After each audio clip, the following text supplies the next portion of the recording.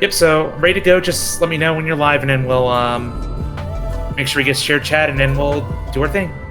I've hit go live, but I'm gonna start doing my social posts. I'm still starting soon. Got it.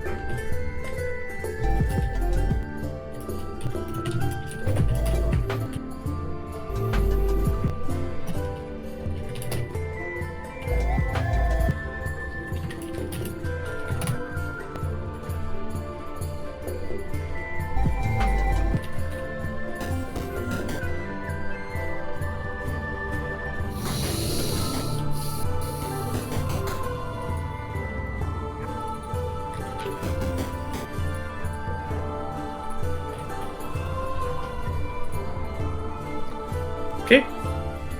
Standing by.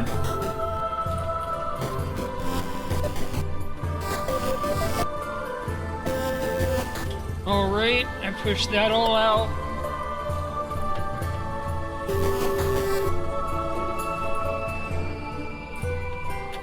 Alright, gonna knock on your door.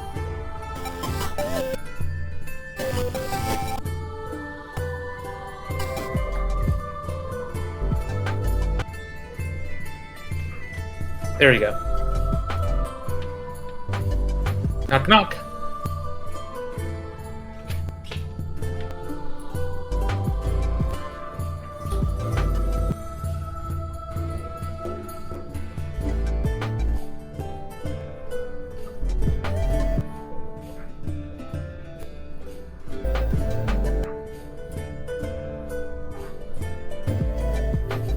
Right, you're in. Start sharing chat. Boom.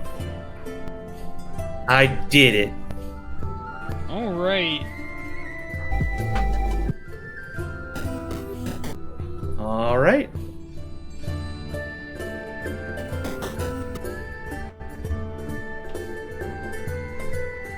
Ready to go? Yeah. Alright. Switching.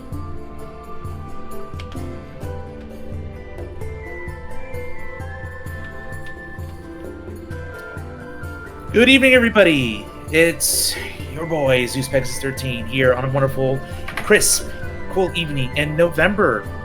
A couple days before my big birthday, but I'm here to spend some lovely time with my foxy friend, Walter Snackle Fox. Walter, how are you doing tonight? Hey, I've been looking forward to this for a while, so I'm pretty excited. Yeah, so finally getting around to it. Glad we're finally doing this. But yeah, I'll let you take the stage, just kind of talk me through what exactly is the realm of gacha, and then just your thoughts just briefly on the gaming community, and then mainly about this game of First 1999. Yeah, so hey everyone, I'm Walter Snackle Fox. I am a Fox VTuber, adventurer, programmer, and just I love playing a lot of different games. Tonight, the game that I've selected is Reverse 1999. This is a gacha game, kind of one of the ones that is known for being free-to-play friendly, so if anybody is interested, in joining in, you won't feel as pressured to spend money as other games. Reverse 1999 is a game that is kind of set in an alternate universe version of our world, which is a little bit unusual for gacha. If you like stuff like Harry Potter, kind of set in our world, it's got the magic, it's got the weird creatures running around. This has a lot of that without the J.K. Rowling, if that's a debuff for you. This also has a bit of Eldritch Horror to it.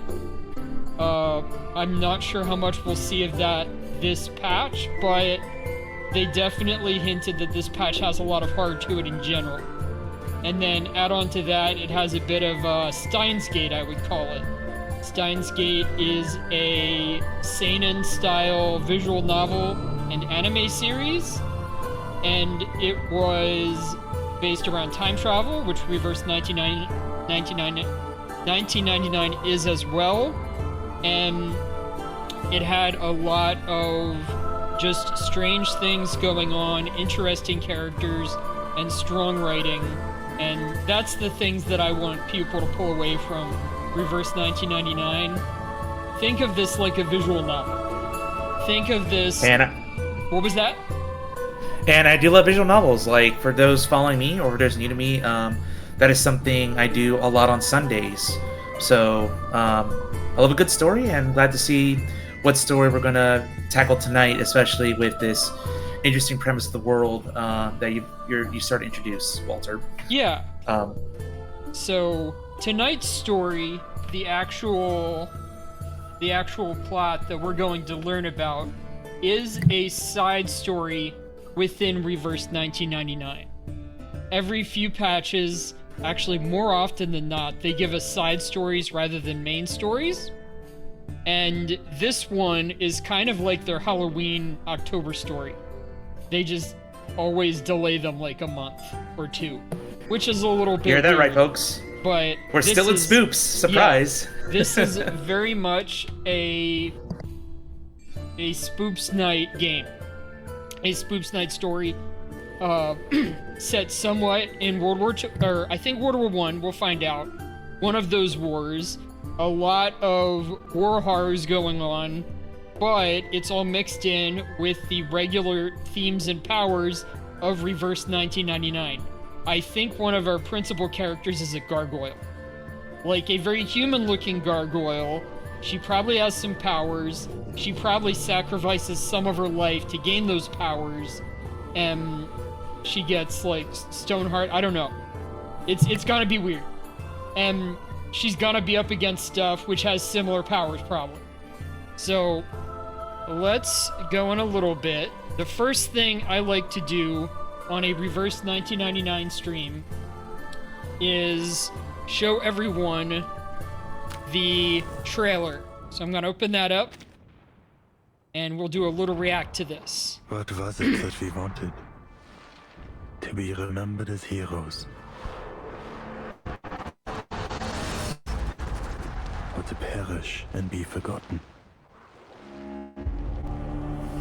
Yet we knew we never had a choice.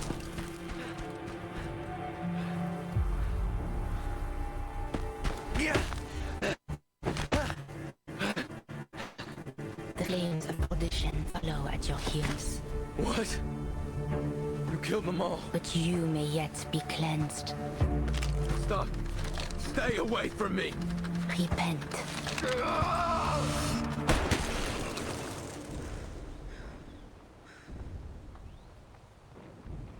What are you? You goddamn monster. We have a situation. The Colonel was just taken out within our safe zone. Eyes up. Who are you? We do have a confirmed sighting of the sniper. Sniper. The Manus are probably lurking nearby. Take Marshall with you. Find him.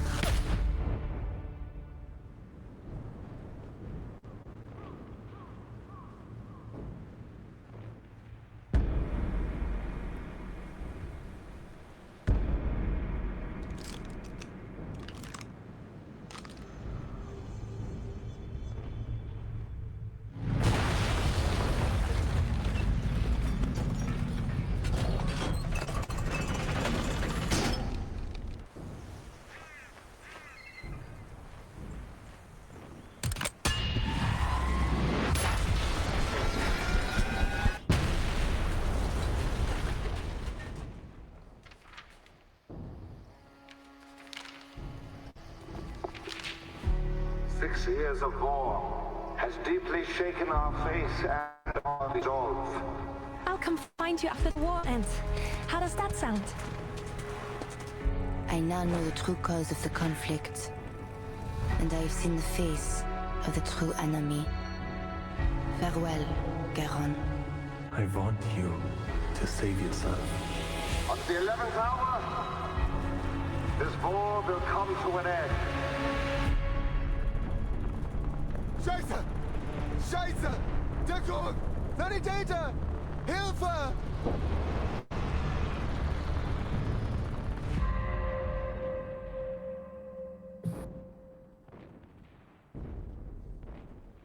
All right.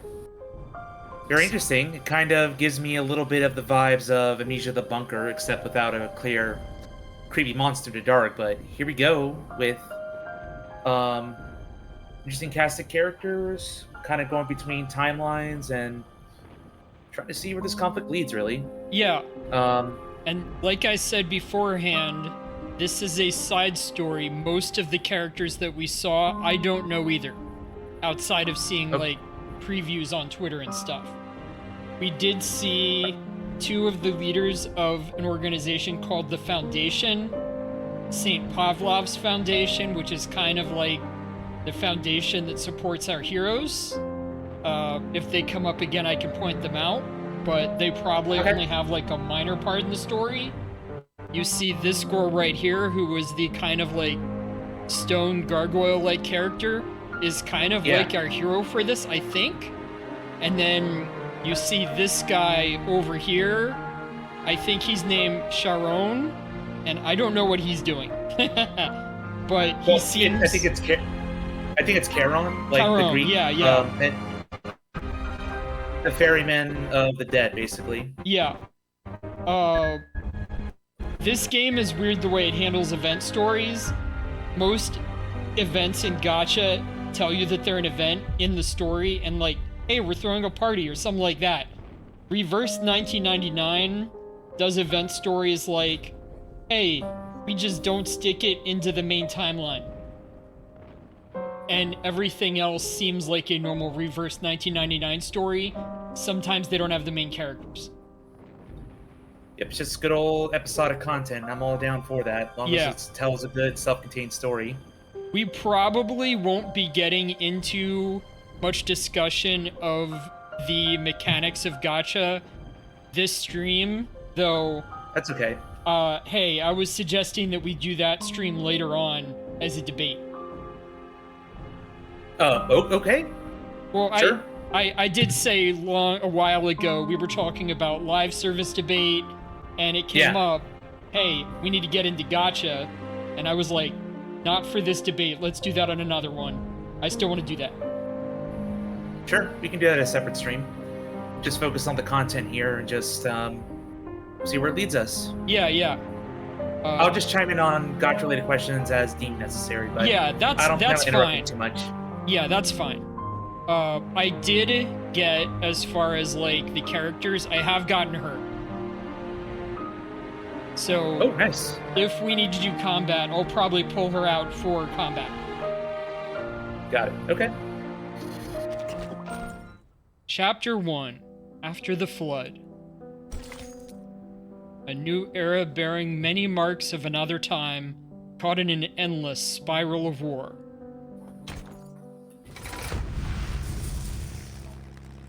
A long, long way after the flood. Everyone imagines their future. In most, they grow up, they make friends, get married, and hope to make their fathers and grandfathers proud. We enter this new era full of those same hopes for our future. We had no idea what lay in wait for us. We called it the triumphant opening to the greatest era in history. A rite of passage for every man to be. Join us in an adventure side by side, bound by courage and loyalty. Return home victorious and let your legend be told for generations to come. That was the future we imagined. Now, those sweet and fitting lies have melted away. Barely more than children, we find ourselves bound, not for adventure, but for an open grave of mud and ruin. Those of us who were lucky, or unlucky, to survive this battlefield were forged into something new. Numb, cruel, corrupted. The earth became fire and mud, and all of us devils. What was it that we wanted from this war? To be remembered and celebrated as heroes? Or to forget and be forgotten? The answer may seem obvious, but the question itself lies at fault. Because death, meaningless death, came for thousands of us every day, and we knew. We soldiers never had a choice.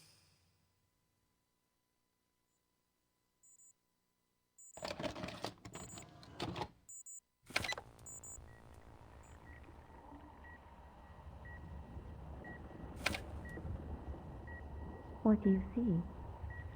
By the way, welcome in, Remy Taro. Sorry I didn't say hi to you earlier. We were doing introductions and stuff. What did you mean by technically main story, though? Is this actually main story and I got confused? Thanks hello, for Remy, coming in. And hello to Kuda. Welcome to the stream. How are you doing? It's been a while since we chatted, Kuda. Okay, this is chapter 11. Well, hopefully we don't dump Zeus in too hard. Coming right after a rather big story in the anniversary with chapter 10. I think I'll be okay. Hey there, Onyx Fury, welcome in. I thought you were going to shed, lol. Oh boy, that would be funny. Shedding my summer coat for a proper winter coat.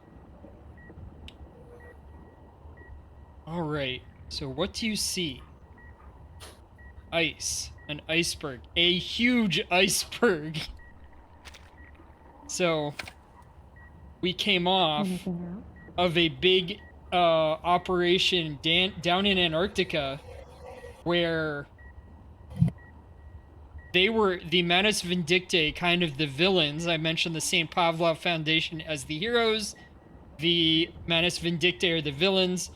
Neither side is like a perfect black and white, but the Manus Vindictae seem to like chaos and causing problems, and one of their leaders was like literally hating on everybody, so they deserve the bad rap they get. Yeah, Zeus is one of my besties over here, Onyx Fury. Welcome into the stream. Welcome, saying hi to him. Around. And I think I saw it beforehand, but you do have your classic name back. We are doing reverse 99 again, and I'm showing this off to Zeus because we did a trade where I spectated some of his games and he's spectating some of mine.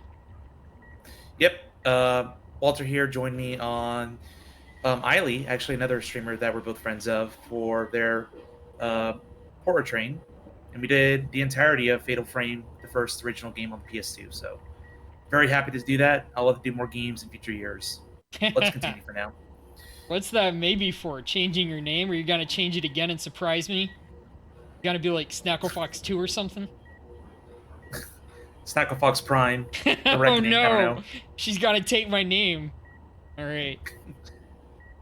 Water. Right, Kuda in the chat, thank you for being here. Yeah, like I said, it's been a while. So, water, I see a flood that drowns the entire era. And the previous operation we were doing down in Antarctica, the Manus Vindictae were trying to create a time flood similar to the time storms that we see, which would completely changed the entire world into something reimagined by the Manus Vindictae. Normally, it just alters time. Normally, it just reverses or moves time forward, but time can't move past the year.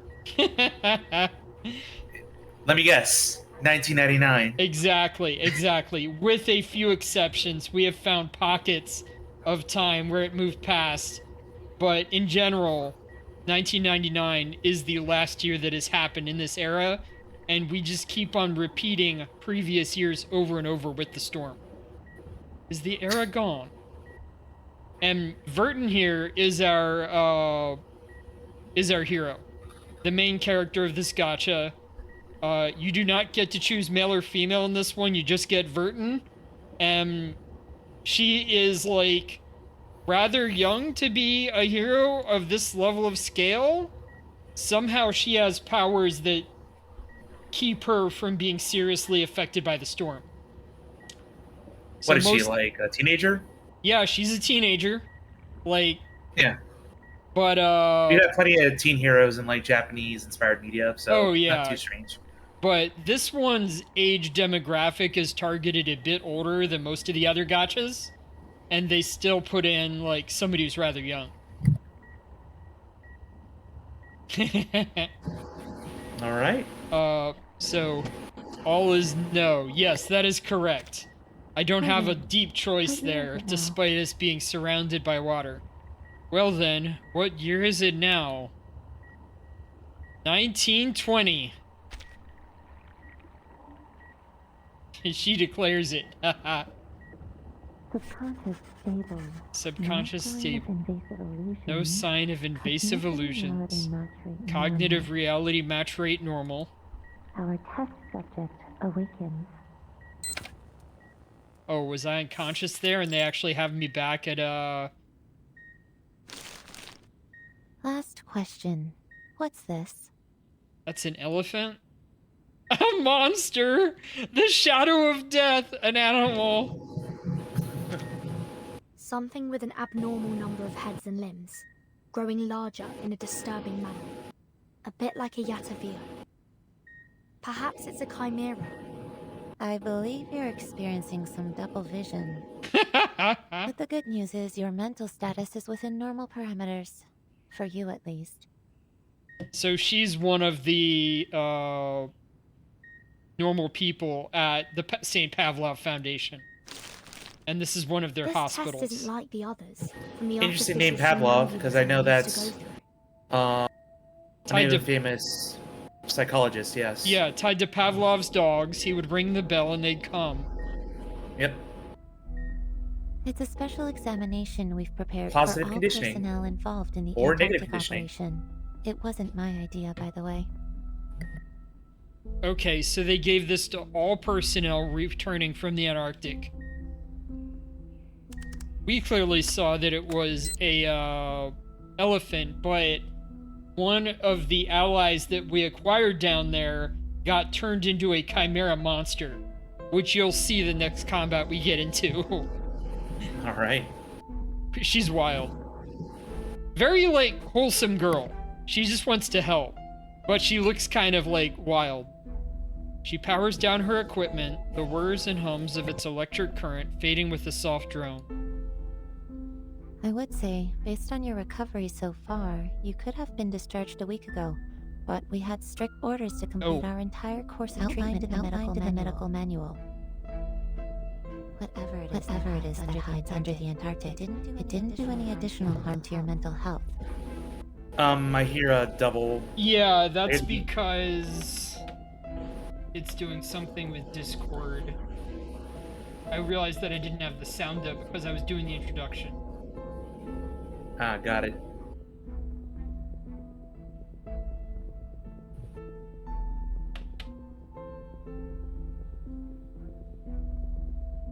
Here, let me just keep it down and hopefully it's not too bad.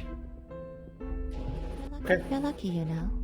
Many others have suffered irreversible damage that That's will better. limit their day-to-day lives. Okay. I can live with this.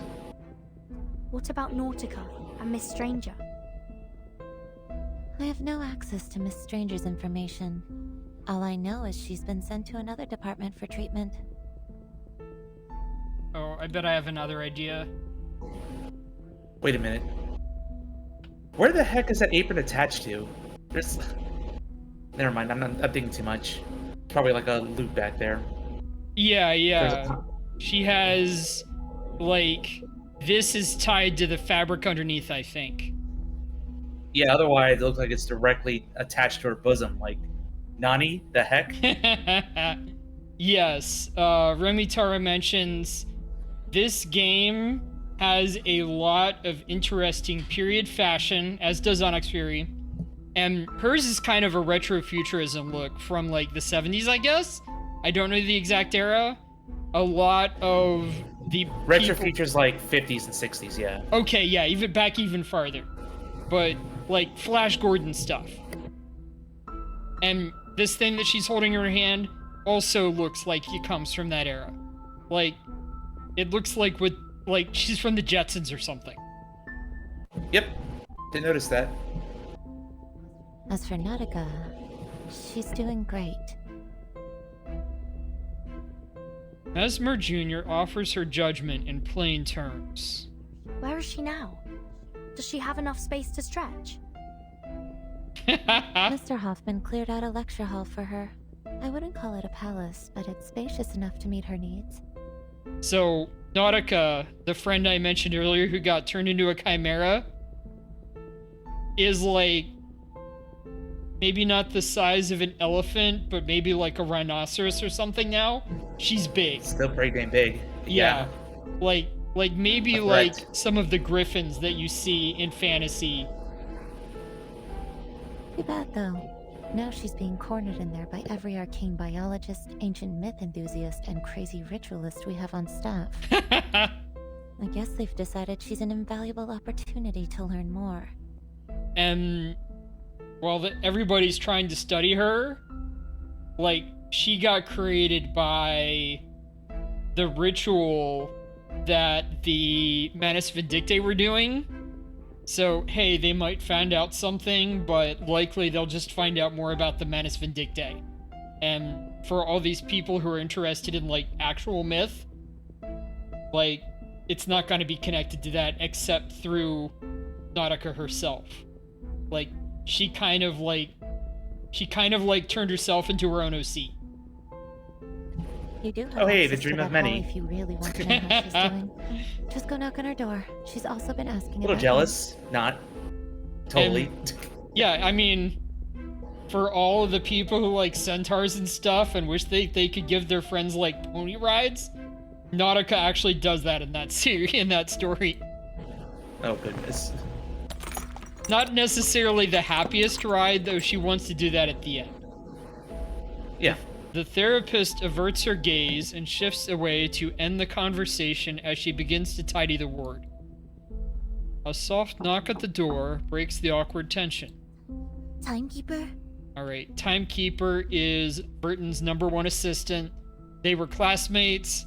Burton was a terrible student, but still seems to have absorbed all the information they actually needed to. Sinetto, meanwhile, was like A+, I'm gonna do perfect on every assignment student. Come on in, Sinetto. The splash of orange from her hair is a welcome break from the dull gray and white. Sinetto casts a polite glance toward her old classmate. Hi, Mesmer. How's the Timekeeper doing? She's good to go. Thank you. Just a minute. Sinetto recalls today's agenda. Timekeeper, Madam Z said the Storm investigation team is back. She's waiting for you in Madam Vice President's office. Let's head that way then. You two have fun. Take care. Mesmer Jr. sees the guests out, staying behind to wrap up her final tasks. The aftershocks of the 10th storm still ripple through the Foundation.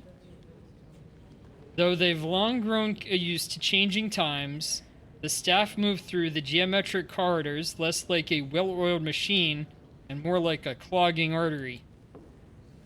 There's so much tension in the air now. I suppose because this storm was different from the ones we've seen before. I look forward to hearing what Madame Z has to say about it. I don't intend to waste my time on this anymore. Huh? A committee member strides out of his office, his face completely distorted in contrast to his neat uniform. Another man rushes behind him, doing his best to keep his pace in check. Please, I thought we reached an agreement, Aaronai. However, the one he's chasing has already reached the fork at the end of the hall. Naturally, I accept the committee's decision. If you really think we don't have to prioritize the Manus, then be my guest. Our top priority is to restore peace and order to this era. You should know that. We're at war, Mr. Pacifist. One far more dangerous than you could possibly conceive. Look, I know this is a silly take. What do you mean, pacifist? But I see the Foundation like time shenanigans, and I'm reminded of the freaking Acme agency from Where in the World is Carmen? Where in Time is Carmen Sandiego? Ah, okay. And how they gotta keep things in order. Yeah, like basically chrono jumping, but obviously not a cartoony take. It takes itself more seriously. There's a lot at stake. It's just I can see a little bit of inspiration here. So they can't actually control the time to send people to specific locations or times. They're just dealing with where the world is at now chronologically. And I don't know if it's all consistent. I don't think it is. So some areas might be in some times and some areas might be in others. But I'm not completely sure on that one. Pacifist? What do you mean, pacifist? Irene doesn't respond. He turns down the left path and disappears from view. Hey. The pacifist committee member gives up his chase and takes the other path. The room they just came out of, is that... It does appear so. The Vice President's office. Oh. Let's go. After you.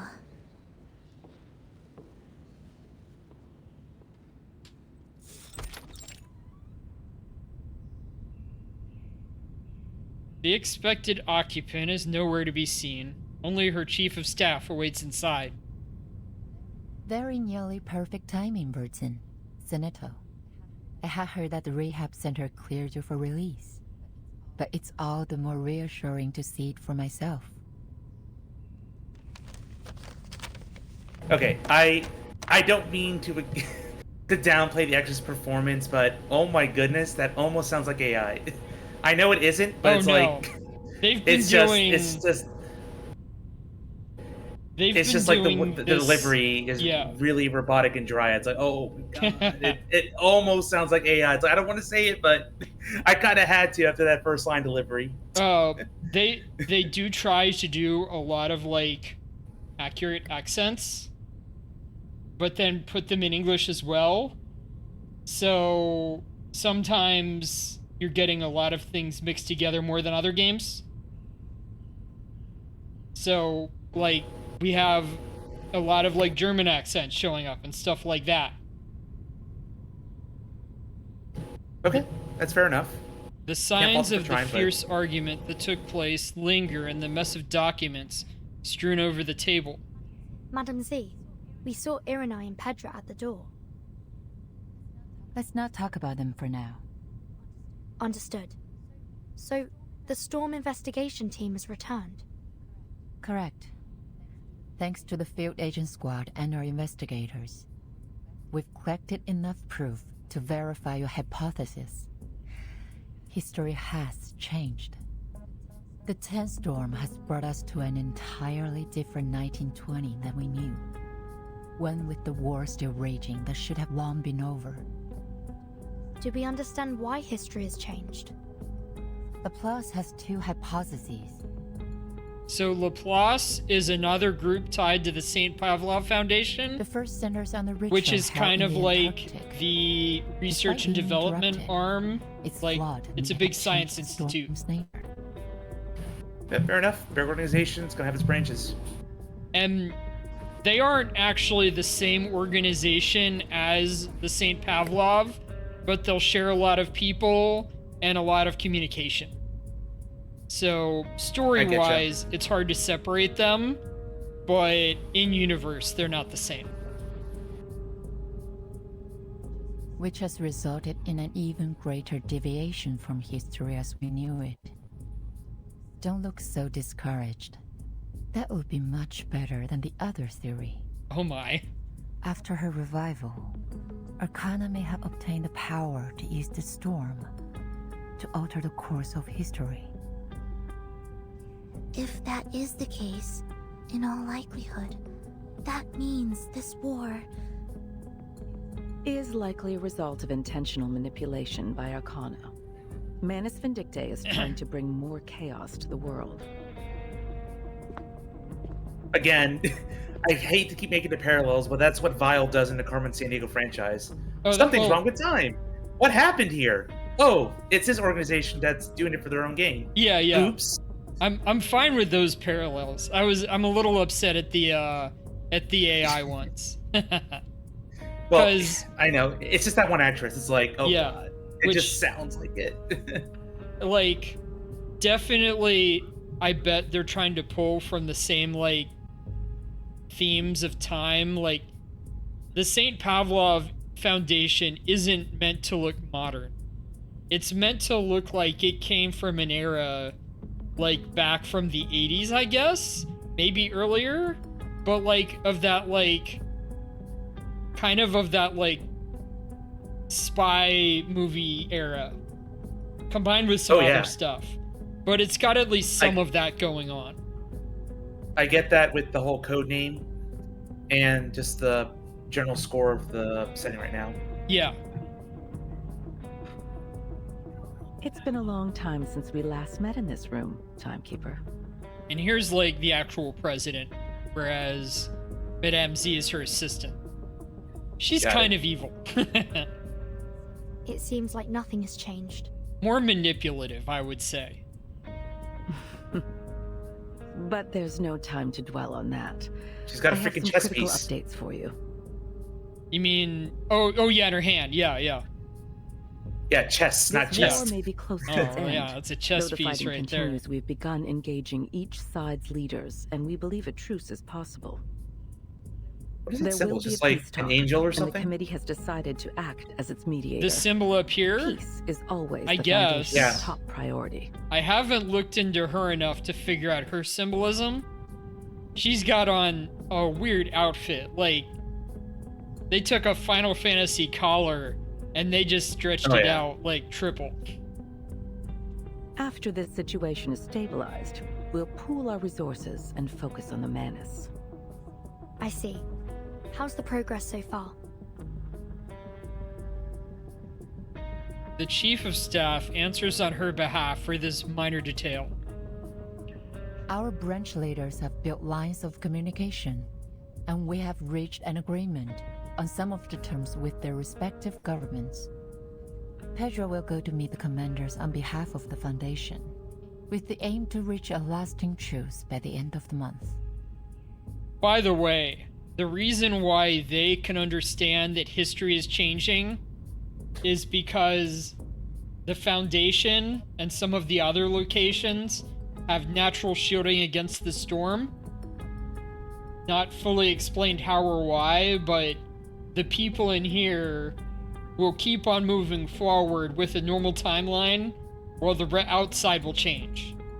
Does that make sense? When you're just creating a time bubble that's just isolated from other things. Exactly. It's kind of a necessary in literature when it comes to time stories. It's a necessary thing. You have to set the ground rules of time and its changes. Otherwise, you're going to run into really bad plot holes and issues. Imagine if people started... Yeah. Imagine if people started losing their gacha because the game was going back in time. Wait, you're level 30? Psych. Exactly. Pedra will meet the commanders on the behalf of the Foundation, with the aim to reach a lasting truce by the end of the month. If everything goes well, we may be able to restore peace before the new year. You know, kudos to a game like this. It's free to play. Yeah. I think you said that. And having full voice acting. Yeah. Because that takes a lot of time and effort. At least for like the main plot. Okay. And you could say the same thing about most of the other gacha. At least the big ones. Like all of MiHoYo games have full voice acting. Wuthering Waves has full voice acting. In English, all of them. There are a couple others, probably. Getting voice acting in another language, like Chinese or Japanese. I have played a couple like that, where you don't get full English voice acting, but they're still free to play in gacha. Now is the time to ask the question that's been lingering in her mind. As we arrived, I heard Iranai call Pedra a pacifist. Does Iranai disagree with the Foundation's policy regarding the war? It isn't a matter of the policy, but the means by which we achieve it, to be precise. How do you mean?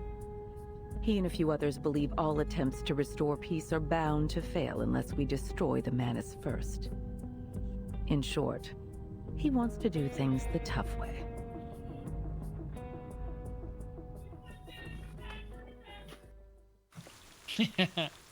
Alright, that's our first chapter. Chapter 1 is usually the longest. And we usually listen to some of these things on the side in between chapters. A visitor. How unexpected. There's nothing here now. Only the ashes of war. What is it you want from a place like this? Run along now. Back to your school books. Or a swing in a playground, perhaps. This is no place for a girl like you. I don't know you. This scenery is bleak. Then you and I are in agreement. The stench of rust and burned flesh is quite unbearable. Even the maggots squirming over the soldiers' corpses have summoned all their strength just to crawl away. But the entire world is in ruins now. I have nowhere else to go. And it seems you're stuck here with me, you poor sap. You trekked to the end of the world, fought a pointless war, and for what? A broken spinning wheel? Even that they took away from you, along with the girl clinging to life by a thread, before sending you off to the next battleground. I hope that rusty old thing holds some kind of secret to saving the world or ending this war. Maybe then you can take on another career before you die. A watchmaker, perhaps. The war will end one day. I've nothing more to say. Would you kindly leave me alone for a while? I have no tea or snacks to offer. I can't even recall what they taste like. Go on. Savor the war. There'll be another after this. No need to worry about things going exactly as you'd like. Yep, and you got the log and everything. Yep. So, some of that was referring to the previous scenario, the previous patch. Time is symbolized somewhat by a spinning wheel, where somebody literally, like, has a spinning wheel which they use to weave thread, and that symbolizes, like, time moving forward. And it had been just symbolic in the past with the way that you use the gacha, but they revealed, no, there is an actual, like, spinning wheel somewhere in the last patch. And I think she was talking to the person who operates it there, because the little girl that she mentioned is Vert. So, anyway, just don't need to understand that. Just, hey, they were referencing things that I know about. All right, we're gonna go forward about a week. Yep. And okay, you're looking at the actual times and dates down here. Yeah. Nice. Okay. Looks like you get rewards by just completing this chapter. Yeah. Old boots. Yeah, you do that as you go through most gacha stories. They give you a little trickle of currency. Yeah.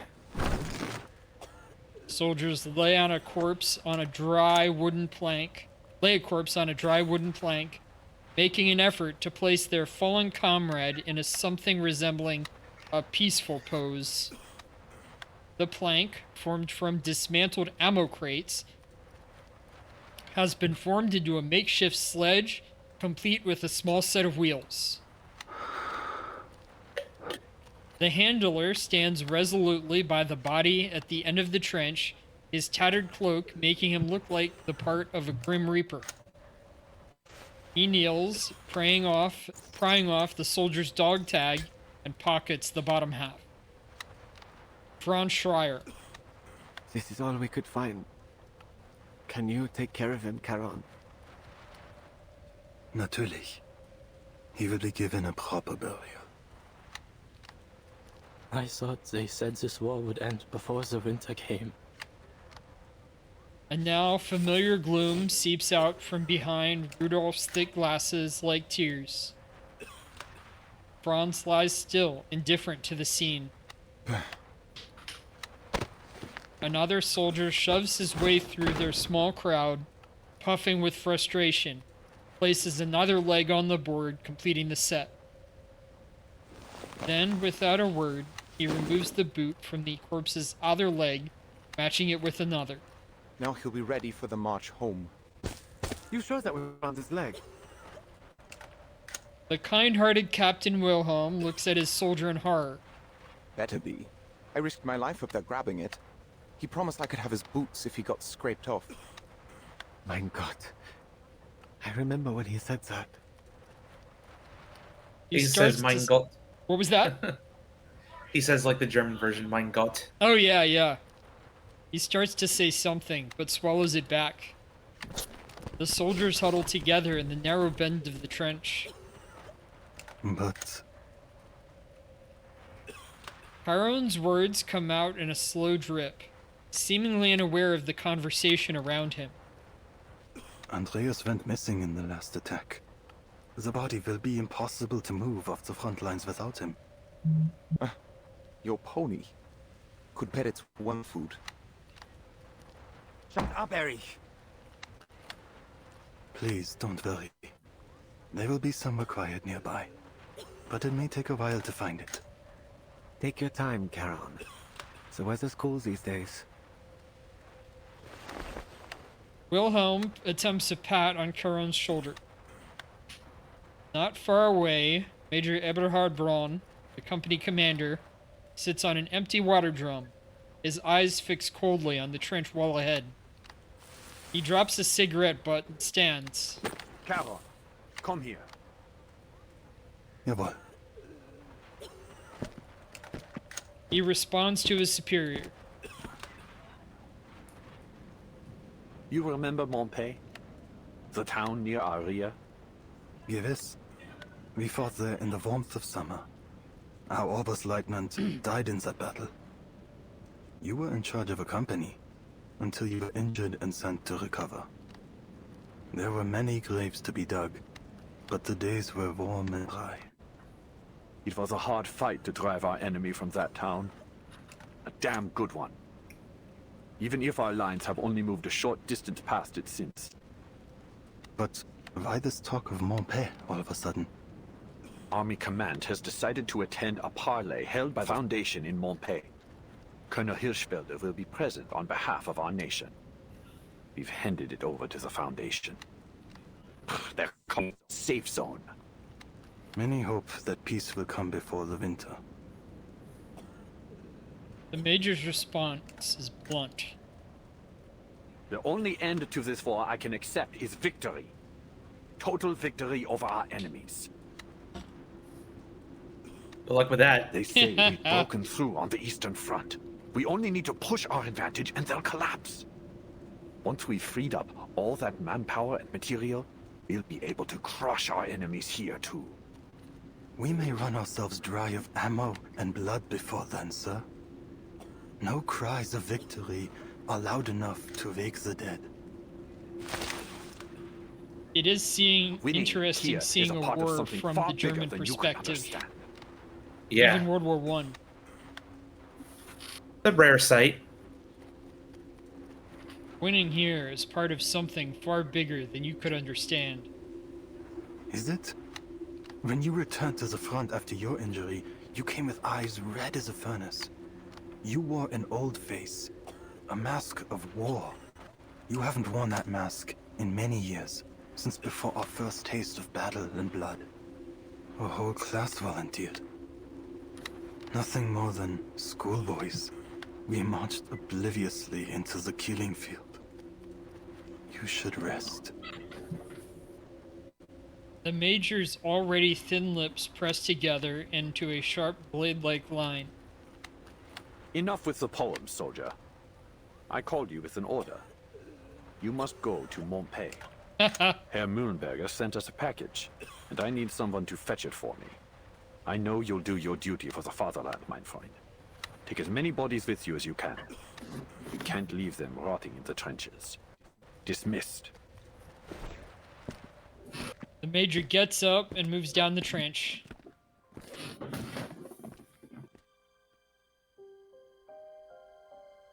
Montpey looks like it had been a nice little town. Before the war. Now, its old streets and laneways are pocked with craters and crumbling buildings. Cruel reminders of the brutal battles that raged through it. Silent screams still echo to me from its laneways.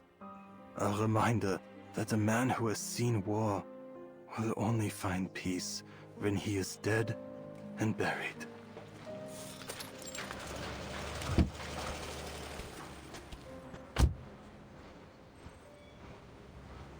The town has seen the worst of the war, but with the sudden influx of traffic and activity, it seems to breathe a new life. The streets, barely cleared, are swarming with uniforms, some military and others checkered gray and white. Are you looking for help, sir? His head creaks in the direction of the voice, finding a young woman, likely a medic. Her golden badge marks her as the Foundation's employee, but even more striking is the armor layered over her coat. Hold on, soldier. I'm Krankenschwester Mascha. Please show your face so I can verify your identity. Guten Tag, Schwester. What lies beneath this mask will not give you the answer you seek. Here, let this serve for identification. He rummages out a notebook from his coat, retrieving a folded ID card from within. Major Eberhard Braun is waiting on a package from Montpey. He sends his NCO to collect it. He did not say from whom. She receives it, studying the card. I see. Your name is Paula. Liar. Charon. That is the name the soldiers use, and the one you should use as well. The name you see there doesn't belong to this war any longer. What did you say? Fire? I said liar. Oh, liar. I mean, something happened to him. So, I'm wondering what happened. Like... Objection! Objection.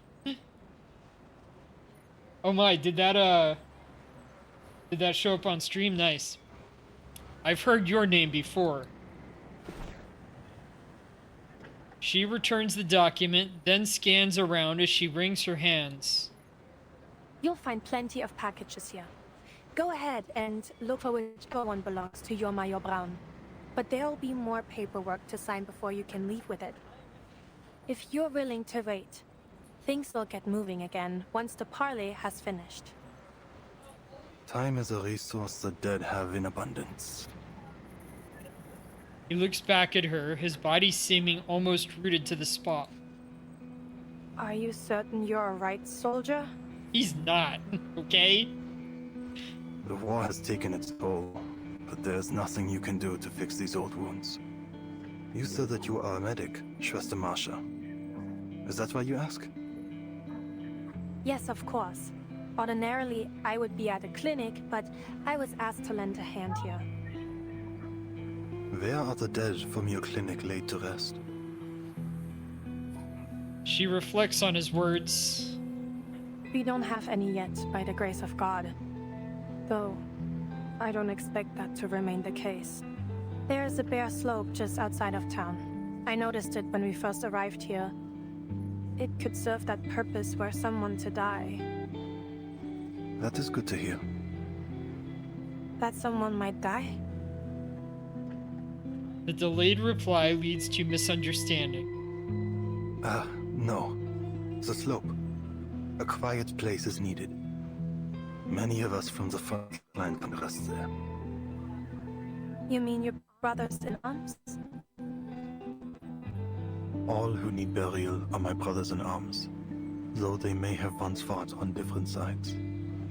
Should there be any in your clinic that need it, they will find rest there too.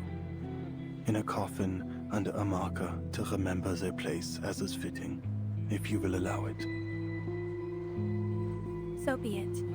You're offering them more decency than most others would. I'll show you the spot. That's why he has the name. Yeah. So I don't know what's going on with him, but there are arcanists, aka the wizards of this series. Sometimes they're a little bit more like mutants from like X-Men, but still, there are arcanists who are not human. Oh, like, okay. Well, I mentioned there's like a gargoyle woman who's like also in this story, but like far more non-human than her. There is a squirrel character that I have, as well as a dog. And they aren't like human squirrel or human dog. They're straight up dog and squirrel. There are also characters that like a feral dog, or just like more anthro pet dog to them. A literal pet. His name is Pickles. Pickles. And he has to talk with a translator. Meanwhile, Buddy Fairchild can speak English, and his name is Sergeant Buddy Fairchild. And he just kind of talks in a folksy voice. He's hilarious. If we go looking for characters, and I'll show you stuff, I can show you those too, but I have a lot of characters. When I brought that up, though, there are a few rare characters who are not even living in the normal sense. Lucy... Like undead? Lucy is a robot built around the first steam piston of the Industrial Revolution. The spirit of the Industrial Revolution was kind of embodied into that piston and created something called an Awakened. Basically, the piston took on life, and then they built a robot body around it. Gained and made it hot. Okay. And she has a companion. So Lucy was the original leader of the Laplace Scientific Computing Center, the research and development division that I mentioned. She has an associate named Ulrich, who is like sentient ferrofluid, like sentient liquid metal, and he's inside of a different, like a suit that is like a glass fishbowl on top. And he can move like the liquid in there around into different shapes to do different expressions. Yeah, like a lava lamp, I guess. Yeah, he looks kind of like a lava lamp in different colors a little. But, so it's possible that Charon might be some undead thing. It's possible that he might be an Awakened, where he's not even human, he's just the spirit of something else kind of brought to life. This kind of like that idea of the hey, there's other creatures out there from like the Harry Potter angle where like, yeah, you just have like a griffin somewhere. This game gets a bit weirder, but they have that idea.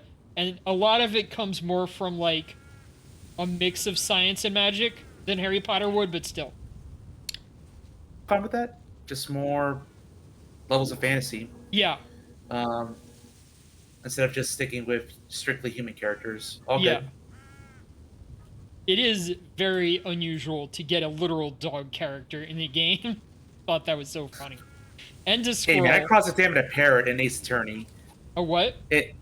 I cross-examined a parrot in Ace Attorney. Like anything goes. And Well, visual novel sort of the games. real confusing part is more that the dog was a limited gacha character.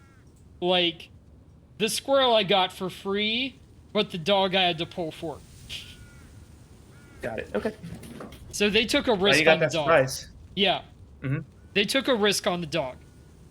It was one of the early characters, so maybe they had a bit more freedom back then.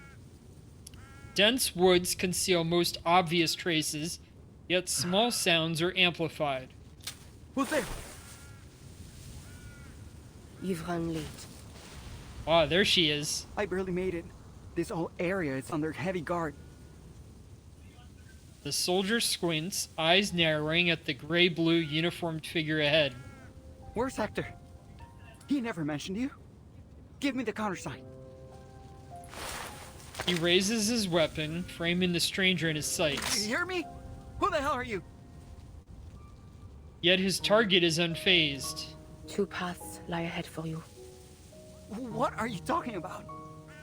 In one, you lead me to your commander. In the other... She lowers her rifle and bows her head like You an are emotion led like a prayer. into perdition. Oh my. Okay. She's more Caron than the other guy. Oh, yeah. Actual battle. So, the way that this game works is a JRPG, which you've seen enough of, with stuff like Final Fantasy VII and some Persona. The attack system uses cards. And it's not a full, like, deck builder framework. You can't, like, do a lot of draw effects and stuff like that. But what's really interesting is you see these dots up on top of the cards. That represents the card level. So, if I drag 2 cards together, they'll combine. Level 3. Yeah. So here's her ultimate, and this is a level 3. I'm going to do the ultimate. Tends to be the most powerful. Oh man, she's straight up Castlevania right here. Yeah, it's Gargoyle for you. Just funny because at HHN, that was the mascot of the event as well. Okay. Yep. So the you'll gargoyle that came from the Mad Mine of the Artista. So you'll see at the bottom, they have different labels representing the attack type. Yeah. Channel is an effect that can go on for multiple turns, and usually takes effect at the end of the turn. So I'll get this started up now. This ends now.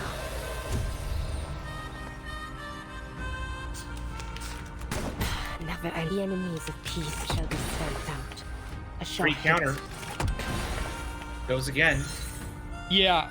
So that was probably because of the channel effect, and this will, using a level 3 of her main attack on him, will probably just kill him. One for the sake of the many, the enemies of peace shall be stamped out. Reality damage. Okay. A worthy victory. Yeah, The fight so is far from there over. are 2 damage types in the game, reality and mental, and there are 6 kind of elemental types for elemental counters.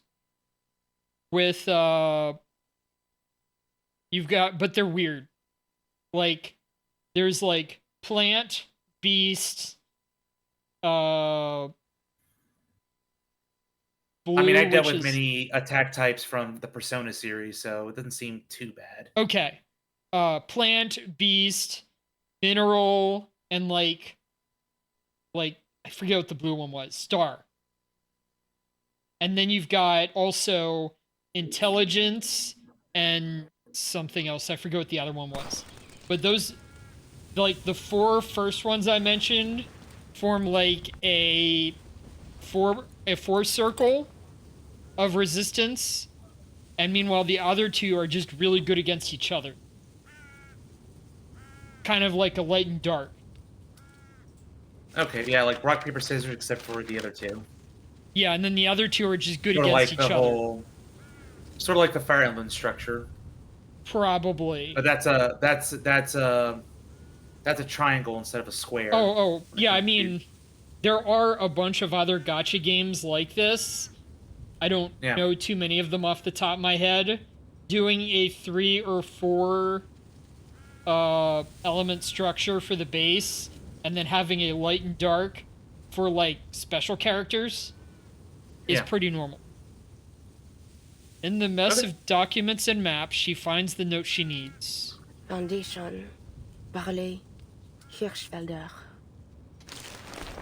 After reading it, she looks northeast. Beyond the tree line lie the ruins of today.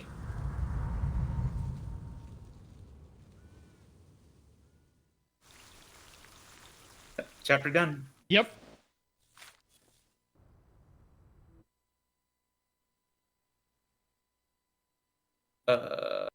Something's weird. Uh-oh.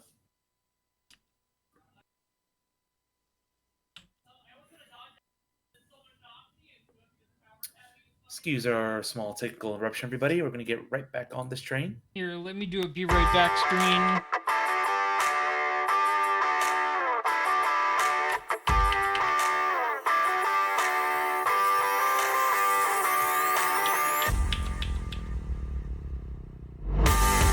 I think I might just have to restart. I've never had this happen before. Alright, restarting.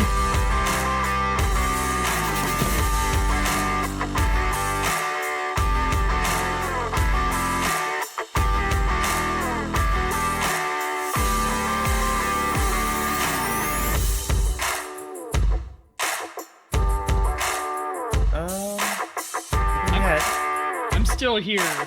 Like, I'm running a 2 PC setup, which is why we had some weird sound issues. Yeah, I'm just operating off one. Yeah, I'm just saying, like, hey, I can still interact, I can still hear you. It's like, the main PC is kind of like hooking up a game console.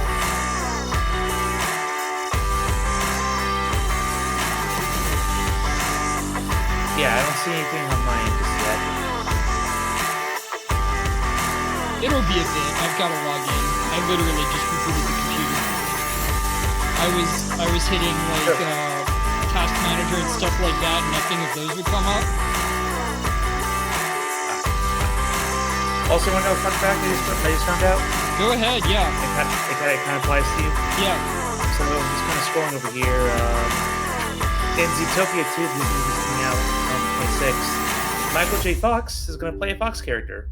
Har har. What? Like, not the main one. No, that Nick Wilde is by someone else. It's just another Fox character. Nice. That they meet up with. So it's like, okay, I see Michael J. Fox. Glad you're still doing things. Also puns. Har har.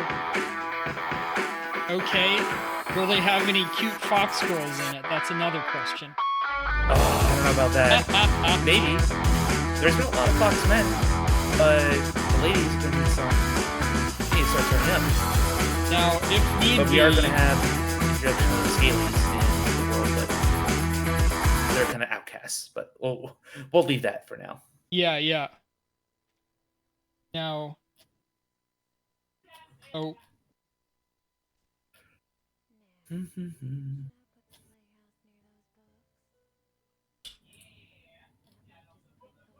Let me go.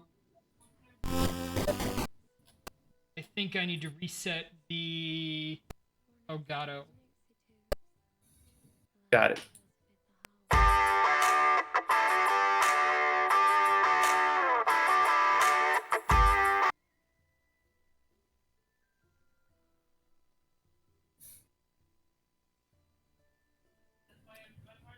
Also on a random tangent, because this is something I will do with our usual group, IRL. But with the FNAF movie coming out, yeah, I saw like some videos about. Is it kind of weird that in the span of a decade, people, the kids these days, care more and are interested in the parody of the thing it was based off? Like more people care about FNAF and love the verse than freaking Patience is a virtue. Always than has Chuck E. been. Cheese. So, I just find that hilarious. But I'm just biding time. I'm just trying to wait for a bit. Oh gosh. All right. Can you hear that? I think we're back. I'm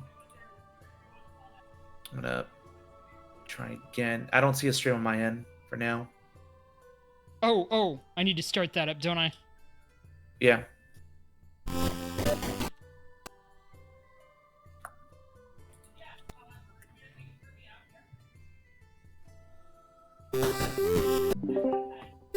There we go. I get this weird. It's not letting me watch the stream. Really? Yeah, it's like a black screen and it looks like a lock icon on it.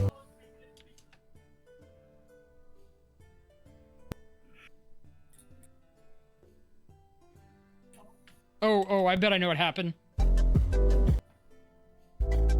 Yeah. I have to actually share the screen. That's better. That's We're better. back. Alright, now we're back. Yes. Alright, Battle of the Birds. The same night.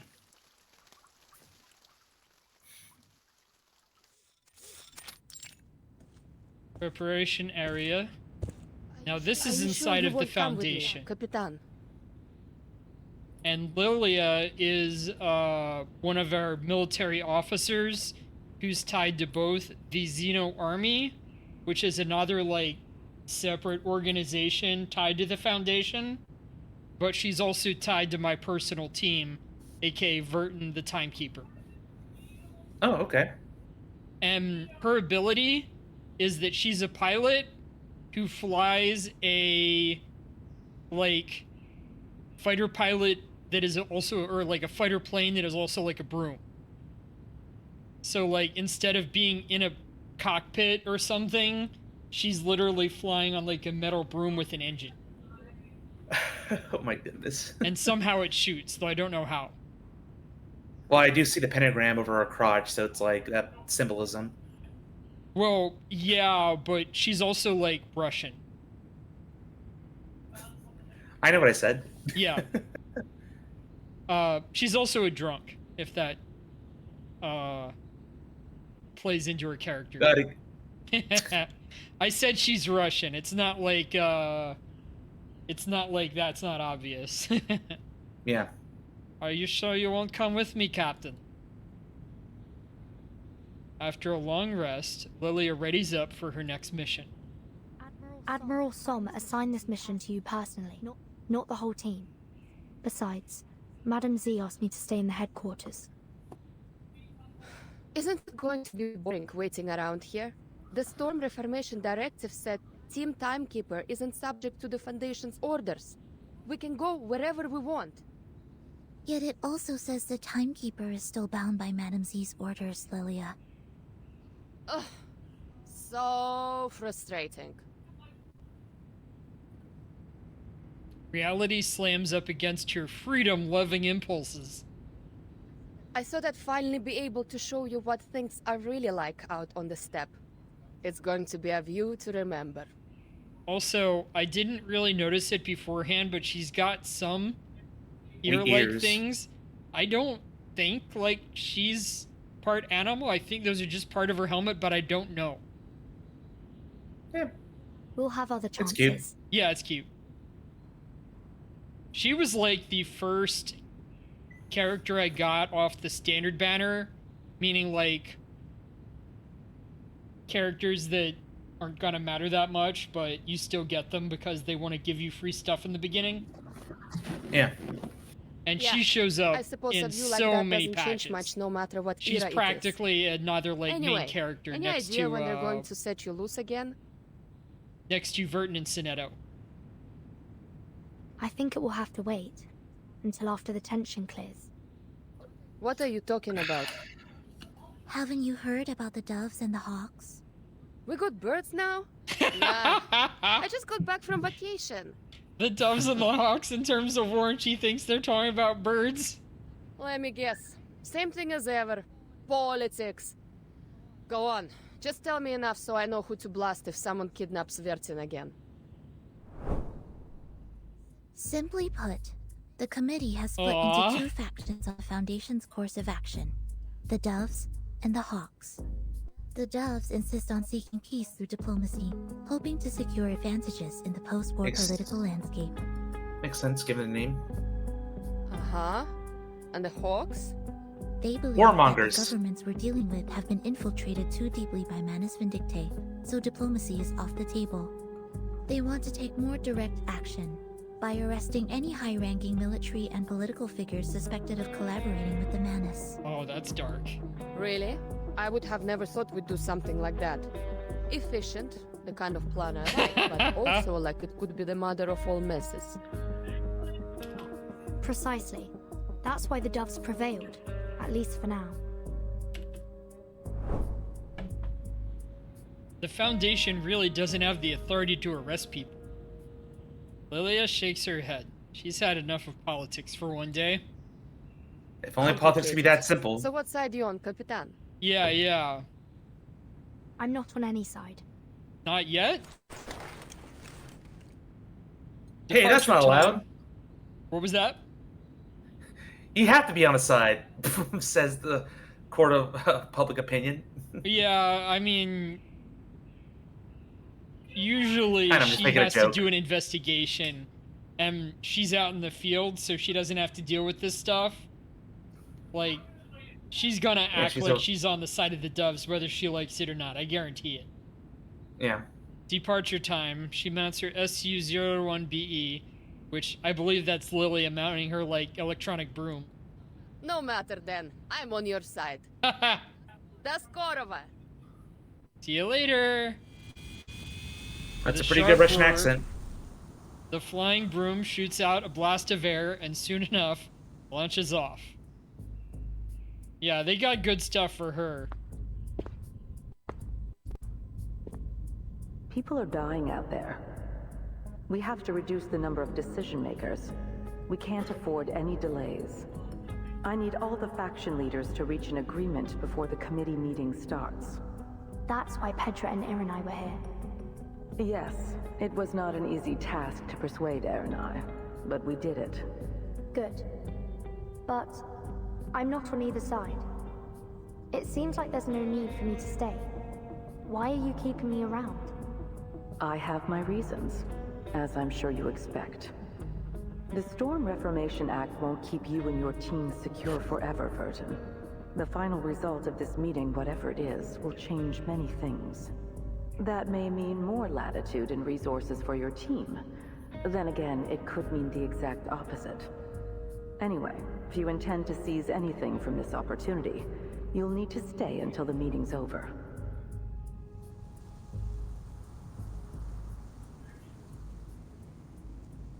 Time to go, Sinetto. Quite the takeoff. That must have been Lieutenant Lilia, wasn't it? She turns, and a red-haired man enters the frame. Have I got it right, Timekeeper? You have. You must be Mr. Creius, the captain of the 12. Oh? Seems you're already acquainted then. I've read the report on the Antarctic operation.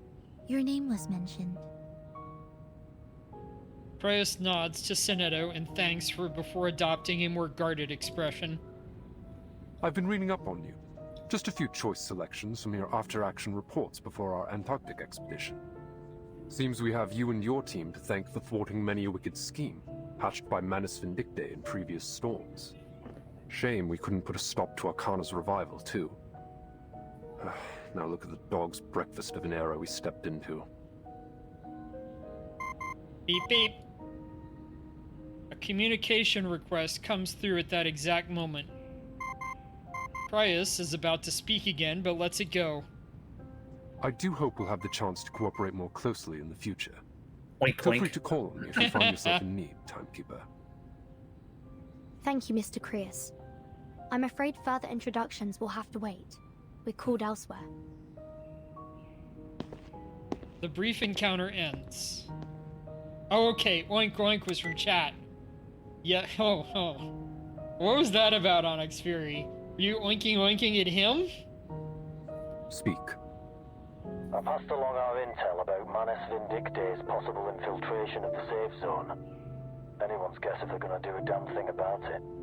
And Marsha was seen leaving the safe zone with an odd-looking German soldier. Any idea where she's heading? I kept my distance. Didn't want to risk exposure. Should I have any concerns about it? Whatever he is, I don't get the impression he's with Manus. I mean, I would get the impression that he is by looking at him. He's kind of freaky, but... He came up from the lines, started a conversation, and just like that, they started walking away. You're jumping at shadows, Chris. Okay, Onyx Fury says that she's random and that there is no cure, which I accept and appreciate. Thank you, Onyx, for staying with me. And for oinking in my chat upon the occasion. They're jumping at shadows, Crius. Ever since Antarctica, it seems like you've been imagining phantom oil stains on everyone we meet. He leaves their remarks unanswered. On the other end is a clear directive. All the same, keep an eye on her. And take my eyes off the town. What about searching for those infiltrators? The Foundation has enough security on site to keep things in check. Yeah, right. Let's just hope those Haferbrains can do their job. Haven't Merrill and Paravian been transferred to HQ? I wonder if she's like his sister or something. I hope you weren't expecting a hand. I need them for my field mission as soon as our application is approved. Still waiting for that? They haven't learned to trust you yet? Hey, tell me that it didn't ground you? Something more from Onyx Fury. Focus on your mission, Yamalai.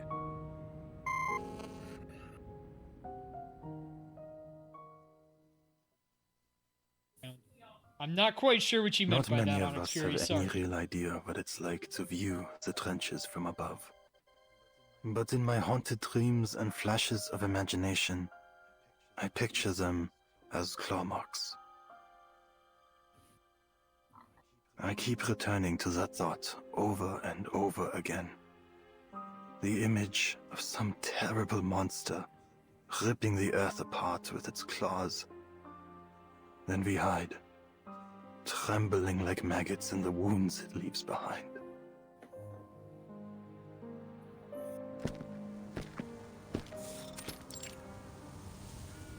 Here.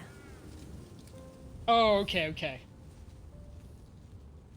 She says, in other words, getting too into the story plot. I mean, it's reverse 1999, Onyx. I get very, very into the story.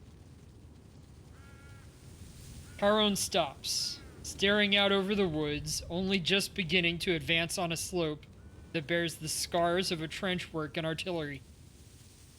It is quiet enough, but the dead may come to outnumber the empty lodgings below. I wouldn't have thought the dead mind having neighbors.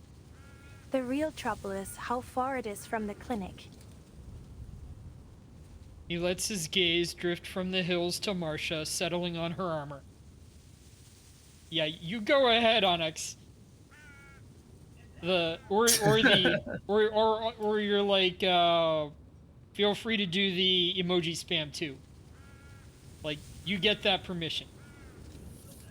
There is something about you. A contradiction lying under cloth and steel. I know what you want to ask. Yes, I was a knight once. She preempts the question once she's learned to expect. Oink, chicka, oink, oink. Oh my gosh.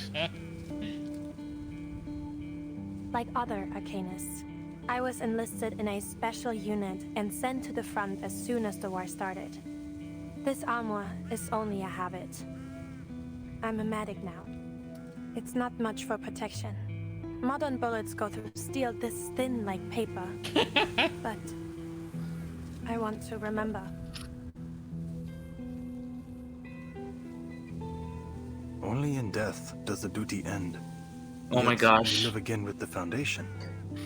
Yes, I see it. Quirking turtle on my screen. Yes. I'm allowing I had a squint.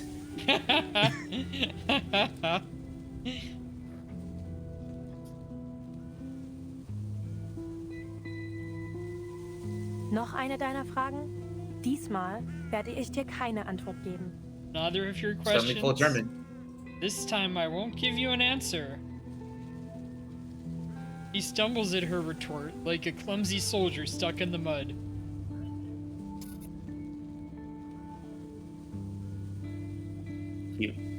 There was no ill intent. The ways of this war do not fall upon your shoulders. Our path is not chosen, nor can it be escaped. The end to our war is found in the grave. I know. Death shouldn't be the only way a soldier like you can find peace. Marcia glances back. The view of Mont Pai is blocked by a dense forest. I'm needed back at the clinic. And there is work to be done here. Please, hear this apology. You have chosen a noble path.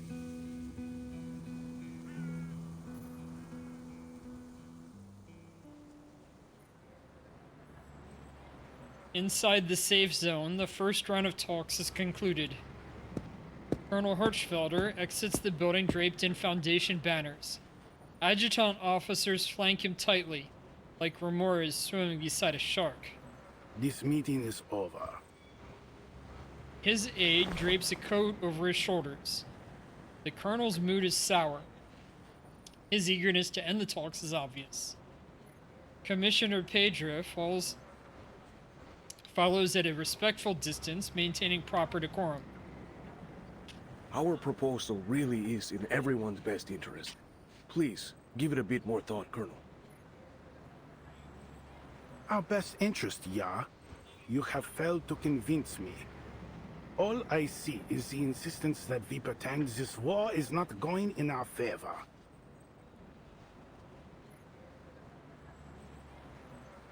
And I will have no more of these ridiculous conspiracies concerning Manus Vindicte. Our war and our victory have nothing to do with this terrorist organization, or cult as it may be. The decisions of His Imperial Majesty's government will only align with a rational assessment of the facts at hand. We fully understand your concerns. Words without action. Would you at least consider a temporary truce?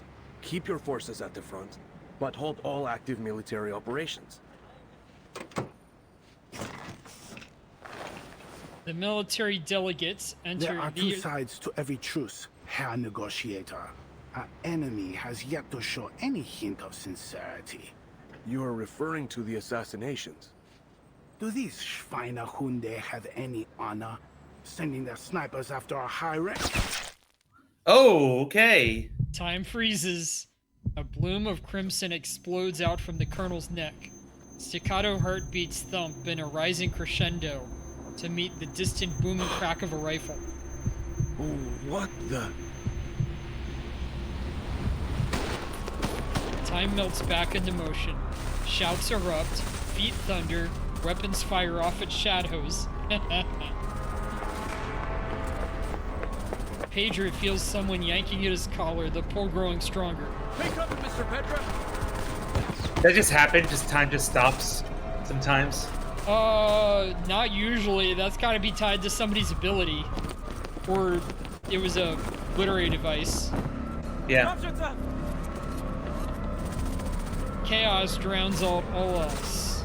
Sanitäter! Der Oberst wurde getroffen! Wir brauchen einen Sanitäter! Los! Und den Oberst in die Klinik! Move! Get the colonel to the clinic! I think that came from Sentinel. Okay. I don't know, I'm guessing, but they clearly pictured her as something like a sniper earlier. 2 more inner story bits. Before assigning crucial tasks to your subordinates, it is essential to do thorough background checks. Squad roster copy. Eagle. Human. Sure. Background. Graduated from Xeno Arms Academy, served as a vigil officer within the Vigils Bureau under the direct command of Cryus. Contributed to the resolution of multiple critical cases. Later referred to 12 Squad, the most devoted member of Cryus' circle. He combines passion and bravery with a concerning level of idealism. This squad's morale would undoubtedly suffer if that loyalty were betrayed. So the guy's name is Parvyan, and his nickname is Beagle.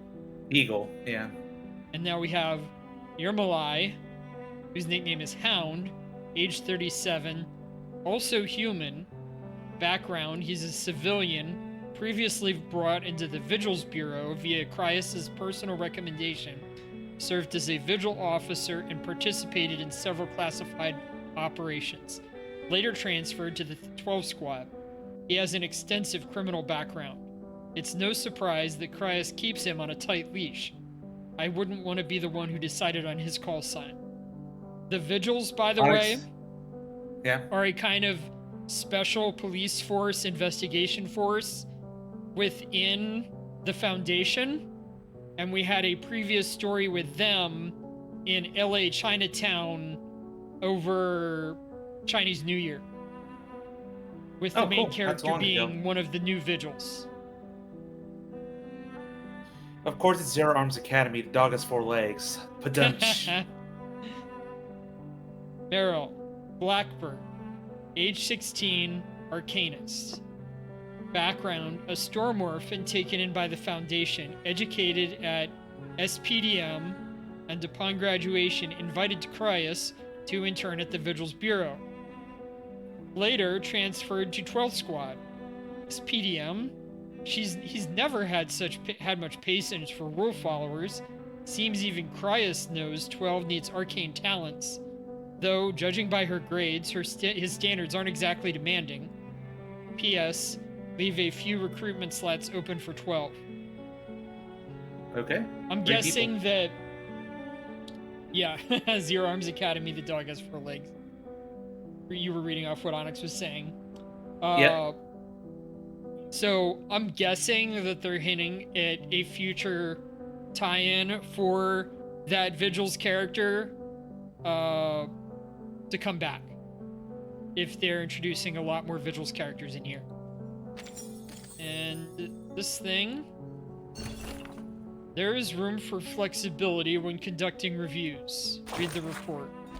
Internal review report with looks like a MiG, maybe? Maybe that's a American fighter. Looks a bit too modern for this era, my opinion. Well, it's definitely too modern for World War One. But if it's referring to Lilia and the Xeno army, most of the Xeno army is Russian. So I think it's a Russian MiG fighter. Okay. Lieutenant Lilia's escape during the Sao Paulo incident was facilitated by Muldir, a key figure among the rebel forces. For full details, see the appendix containing the report submitted by Lieutenant Lilia. This stuff happened in a previous story about a year ago. Yeah. Following the completion of Xeno Arms Academy's internal restructuring, we have initiated a thorough review of its special personnel to clarify the circumstances regarding the rebellion to prevent other incidents.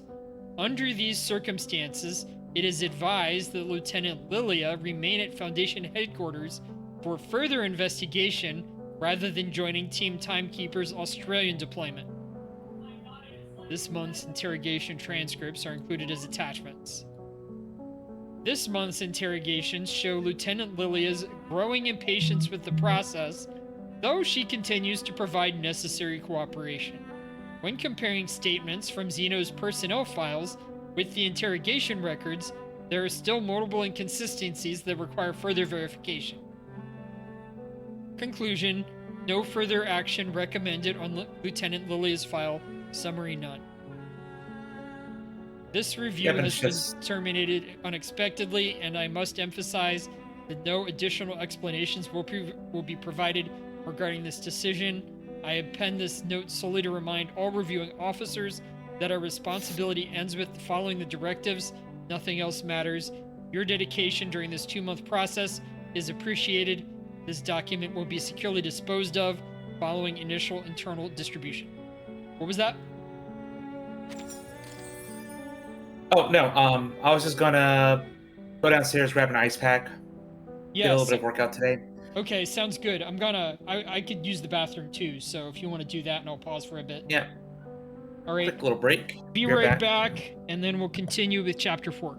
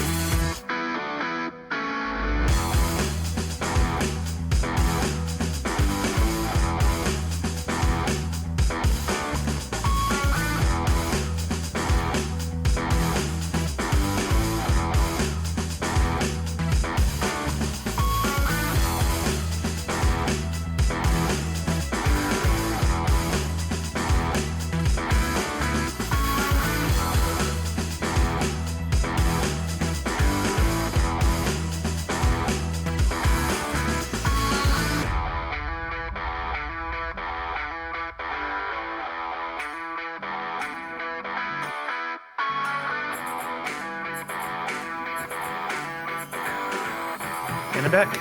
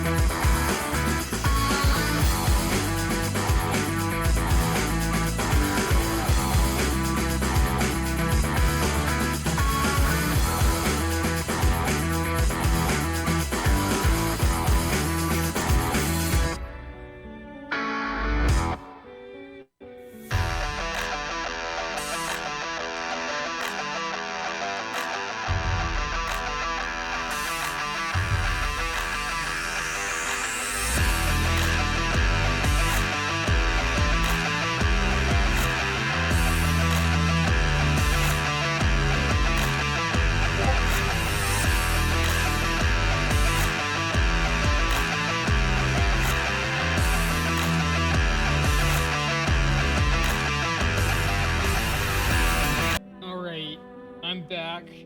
Entertain you a bit more as... Oh, Zeus, are you back? I am back. Alright. So yeah. Let's do it. Onyx Fury was joking around about the dog pictures back there, rushing around, that type of thing.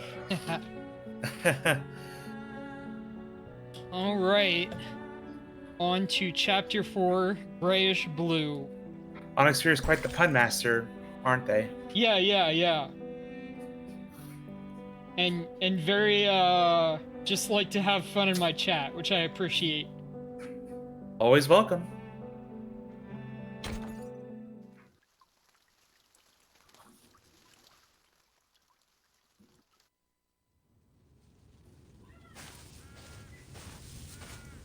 Having parted ways with the curious gravedigger, the knight continues back to the Foundation's safe zone. Tangled branches rustle, sharpening her mind into alarm. But as her hand twitches to her sidearm, a small and timid creature pops out. Nur ein Hase. Sigh, just a hair. Wie schön, dass Sie zurückgekehrt sind. Good to know they've returned. It feels in some way hopeful. If the hares can return, perhaps two people, flowers, life. The sound is unmistakable, and yet she questions herself. Was that a gunshot? She droops low, seeking its source, scanning, placing the sound. From the safe zone. Battle-honed senses strain to pick out the smallest detail. Beep beep. The abrupt alert tone startles her upright and out of cover. No ID. But it has to have come from someone in the Foundation. She hits the connect button. Marsha, right? Who are you? No time to explain, just listen. Colonel Hirschfelder was just assassinated getting into his car right after the parley. The shot went clean through his neck, severed the carotid artery. The Colonel's dead? Yeah, but the important thing is that the shot came from the forest, somewhere near your location. How do you know where I am? Just take cover. I'll call again when it's safe. Who on earth are... The call is cut. Marsha switches the device to silent and tucks it away stunned. With the Colonel dead, there isn't much hope for the peace talks. She repeats the message under her breath, her mouth dry. Can't worry about that now. The sniper may still be here.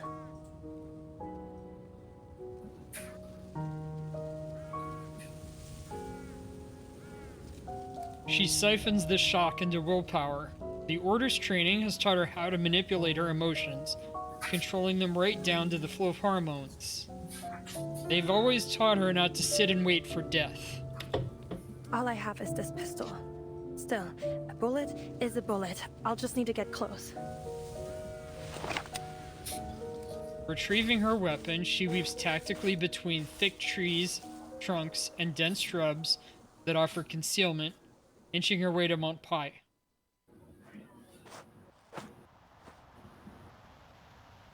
Between the branches and foliage, she spies armed figures in the distance. Over there. Who's there? Evidently, she has been spotted too. On instinct, she slumps downward, and a bullet scrapes a long gash across her metal armor. Small caliber. 5 of them. 2 with machine pistols. Their uniforms, unclear in origin. Come on! A flurry of follow-up shots shred bark and skin, painting her armor with splashes of blood. But she leans on her training, slowing her heartbeat to limit her bleeding and maintain focus. Need to leave one alive. Now, to get a little closer.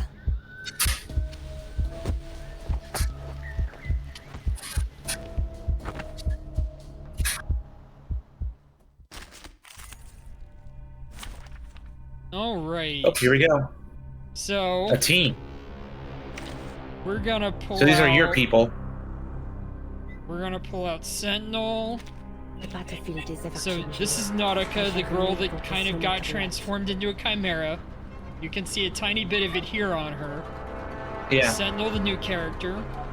Semmelweis is a vampire, a human that was turned into an arcanist by being infected by another vampire. And this is Medicine Pocket, who's one of my healers. Medicine Pocket is like confusingly just is like non-binary. They just threw them in there. Hard Got to it. tell what they are, and if anybody asks them about it, they get upset. But they're Of kind course, of very, any sort of character. yeah, they're also kind of just like very sassy and antagonistic to everyone. So, a very strange non-binary character. Mm-hmm. All right. All right. So here's Nautica. Are they the This snipers? body under here, by the way, is hollow. Like, It's what? it's hollow. Normally there'd be Oh. like organs and stuff inside of a mythical creature. She just has like a body that's empty. The That's top part weird, is but okay. fine. So it's very strange. All right, she says, "Are they snipers?" There! The white robe! Looks like a medic? She's alone. Take her out! They're hunting the medic, Never underestimate your enemy, gentlemen. especially when they've got the Timekeeper's forces available. All right, so I'm gonna start off with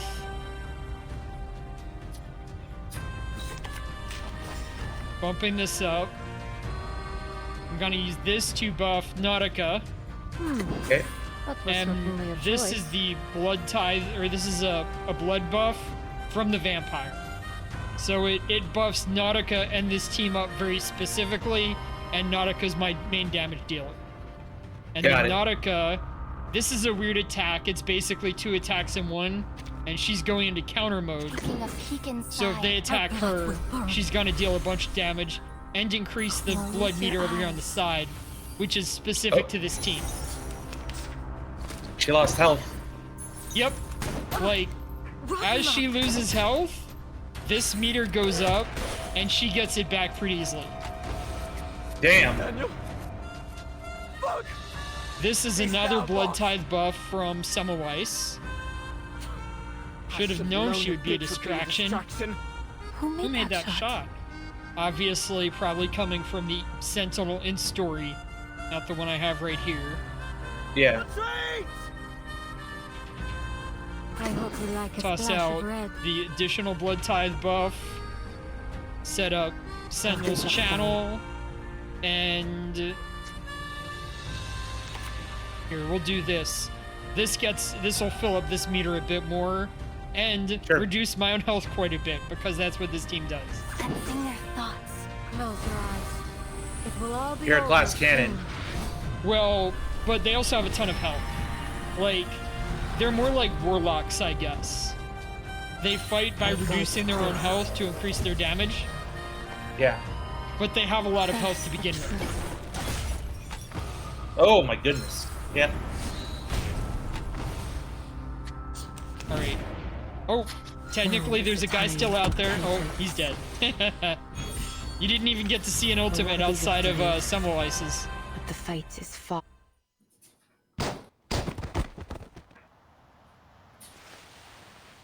Her ambushers fall one by one. Marcia peeks out from cover, unable to identify them. Black uniforms. Can't tell who they might be. Perhaps the Manus? Never mind. Who is it that helped me? Could you... While Marcia's pondering this, a few dry leaves land on top of her head. Cast your eyes up. Huh? She looks up to behold a cloaked figure. Her rescuer bears a rifle, heavy caliber, scoped, with distinct markings, the weapon of a sniper. A dangerous inference is drawn in her mind, yet Marcia begins tentatively. Was it you who shot these men? Do you know who they are? She feels as if the questions are only pebbles lobbed too lightly to reach the perched stranger. You must have something more to say. Why bother showing yourself otherwise?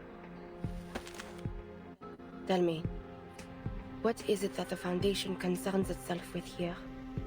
That's no secret. We're working on a parley to end this war. But one of the representatives has just been assassinated. These soldiers dressed in black could be our culprits. No. They were sent forth to protect Hirschfelder, though they tarried too late. Wait, you know Hirschfelder? Do you have any idea who shot him? I did. Yeah, of course. You. You. Acrid smoke stings her eyes, blinding her vision. Why?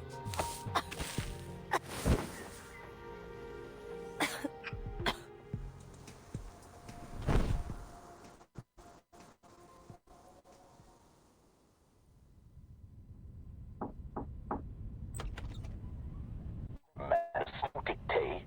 No. The Field Marshal will not entertain such a thing. You've simply conjured up some invisible enemy to achieve your goals.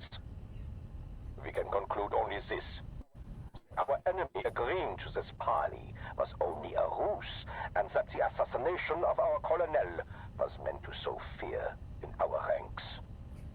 We will not yield to such a contemptible tactic. They have chosen war, and we will answer in kind. Did it mess up again? I think so. I might try something different for the Discord call. If that's what's causing it.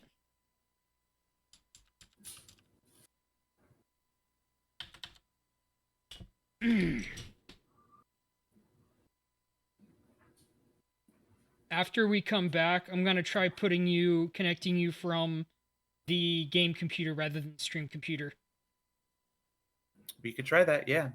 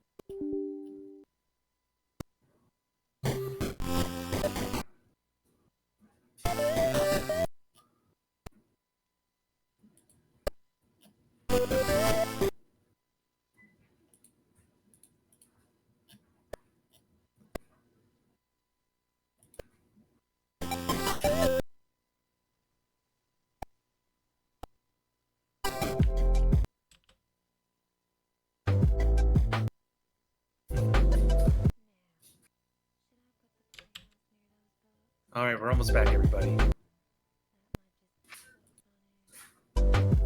Yep, almost back. All right. All right, so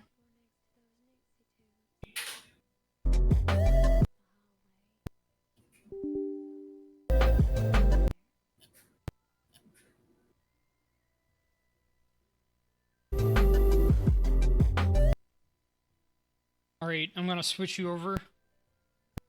Okay.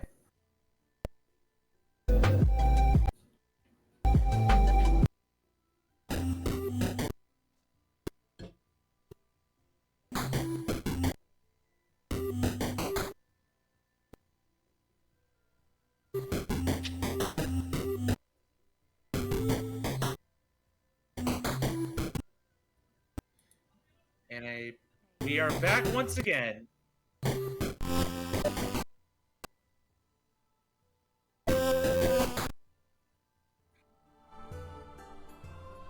All right, how does that sound? Sounds great. I can't remember what the issues fully were. Well, let's hope you solved it. Yeah. And that has saved your progress.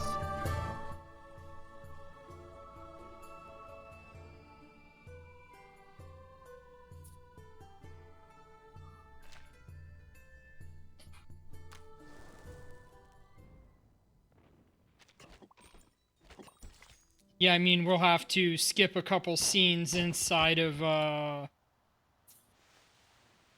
there's a skip button right there. Yeah, I don't know how much that does. I think that skips all the way to the end. Oh. Like, the end of this chapter. I getcha. That would suck. It's like, hey, you don't want the story? Okay. Just give it gotcha. I guess that's fair. Like, people really don't care about the verse like another gotcha game. Different gacha handle it in their own ways. Like, defining exactly how much to skip would be difficult, I guess. I'm not the one writing that. One of the representatives has just been assassinated. These soldiers dressed in black could be our culprits. No. They were sent forth to protect Hirsch fate. I did. You. All right, there we're pretty much back. Yeah. Acrid smoke stings her eyes, blinding her vision. Why? It's about sending a message, I guess. Gotta be this mysterious girl. Out stopping peace efforts. Manus Vindictae? No. The Field Marshal will not entertain such a thing. You've simply conjured up some invisible enemy to achieve your goals. We can conclude only this. That our enemy agreeing to this parley was only a ruse, and that the assassination of our colonel was meant to sow fear in our ranks. We will not yield to such a contemptible tactic. They have chosen war, and we will answer in kind. The line is cut abruptly, leaving no room for negotiation. Confusion and tension ripple through the office, simmering like a pot ready to boil.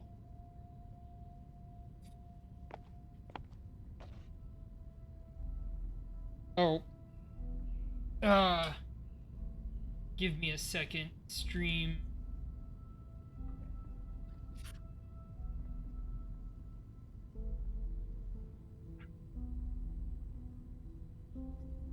All right. The assassination in Montpei has been a serious blow to our global efforts. Many nations have withdrawn from our peace talks in response. Did we lose anyone? No. Our investigators on the scene confirmed they heard just a single gunshot at a time. We do have a confirmed sighting of the shooter. Yes, I heard. Yet they didn't fire on her. Which means our shooter isn't likely to be with the Manus. The Chief of Staff nods in agreement, then lays out the situation at hand. The Hawks have reacted strongly to this incident. They're No calling wonder. for the Foundation Yeah. to enter a state of war readiness again. Iron Knight gave quite a speech at our last meeting. It's clear the moderates are wavering over to his side. But not for the original reason. The Vice President sets a chess piece on the desk and flicks it. It rolls in a slow arc. True, but there are still things we can do to maintain the balance. We must consider violence our last resort. Send a special unit to Monpei. I need to figure out what really happened. Razor is on a mission at the Eastern Front. They won't be back in contact for several days.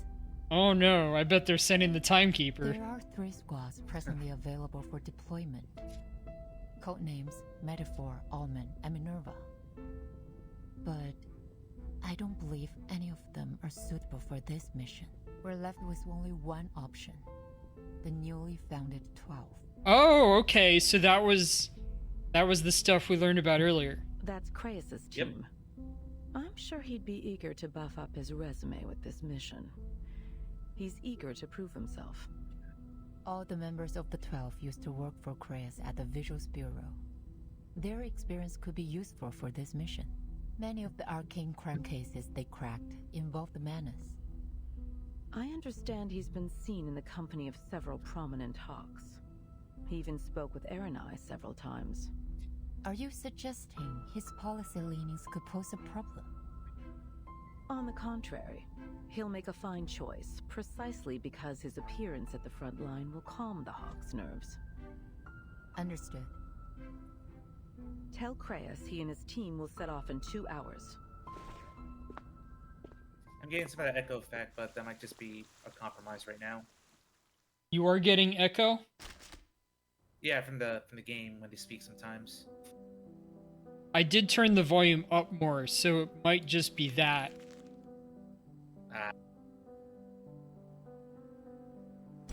But you shouldn't be getting any echo between speakers and microphone, because it's just going into my headphones. The microphone wouldn't pick it up for my headphones, I think. I hope not. Yeah. All the audio is pumped through. All the Discord and game audio is going through my headset right now. I got nothing on external speakers. Okay. Same. Chrysanthemum. Since the first grenade exploded in our trench, we've been dreaming of the moment when the guns fall silent and our commander calls out, "The war is over." The Might be something to your marshals output. will attend the victory banquet in His Because Majesty's the game audio palace. is making your The character officers will bounce and pin stuff. shiny medals on their chests, and we will get to go home.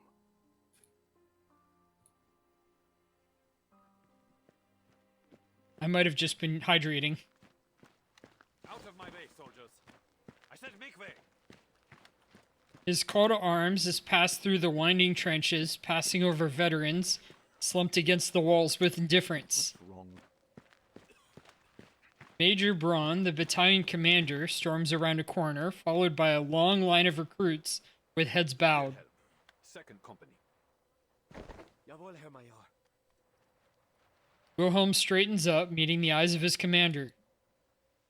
Major Braun points to the line of recruits behind him, their faces blank and strangely foreign. You will be in charge of these runs from now on, and I'll need you to choose the pick of this litter to join the stormtroopers. Jawohl, Major.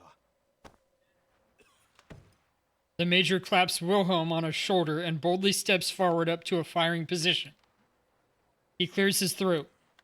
Soldiers, I have some bad news. Half an hour ago in Monpei, at the site of this so-called parley, our representative, Colonel Hirschfelder, was assassinated by a French sniper. What? Helmets swivel, voices turn from sharp whispers to despair. How's the Traum? The devil is he talking about? How could a sniper have made it so far behind our lines? Shh. The major stands above the murmurs. Soldaten, we can't let our enemies sow fear within our ranks. Let their desperate attack bring us together and give us the strength to destroy them once and for all. They will pay in blood for what they've done. The mingling of voices turns into an ominous hum within the trench. Was zum Teufel? I thought this was finally going to end. I can't even force myself to care. With hate and rage, they scheme to destroy our fatherland. But we march against them with strength and cunning of wolves. Will you stand with me, soldiers? Will you stand for the Kaiser and for victory? They're good. You've shown me your steel, soldiers. You are the pride of the fatherland. Victory lies ahead, ready for the taking. Now take up your rifle and get back to your positions. With his impromptu speech over, he drops down from the firing platform and leads a further cadre down the line. Second company's new recruits tote bags so heavy they look liable to sink into the mud. The company's vets close in to offer relief. Ach, Frontischwein, what's that you're holding? You got a fresh tin? Eisencow? Sausages? Their questions slide off the recruits, slipping down through the cracks of boards at their feet. Some glance up from oversized helmets, wide eyes locking with the tattered vets. God, did you see the way they looked at us? It was like there was nothing behind their eyes. Erich, did you notice? I don't think they understood a word you said. Shameful. Eric throws a hand in the air, shaking his head as he walks off. But Wilhelm musters up his sense of obligation as company commander, patting a recruit's helmet enthusiastically. Come on, boys, follow me. I'll show you to your dugout. Mind the gaps on the duckboards. Herr Hauptmann, perhaps first we should drill them on keeping their heads down and avoiding artillery. Remember how many comrades we lost in our first days? Not now. First, we need to... Oh.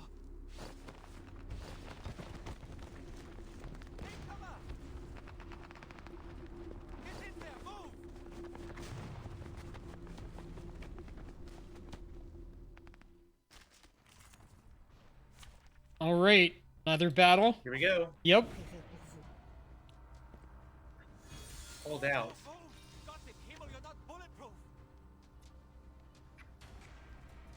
Alright, some different roles. Yeah.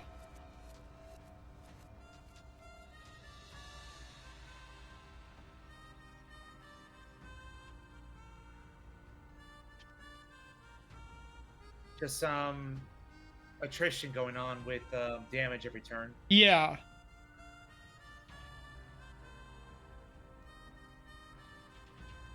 Okay, this provides the deceptive facade thing. Yeah. Take cover, boys.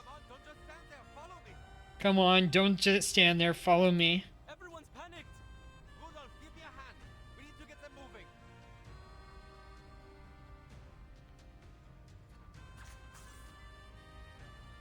Usually these ones with versatile on the bottom, you get to play for free.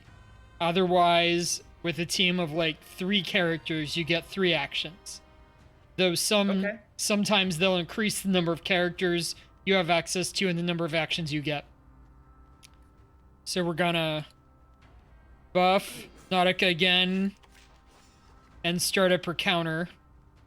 And the counter this time is a level 2.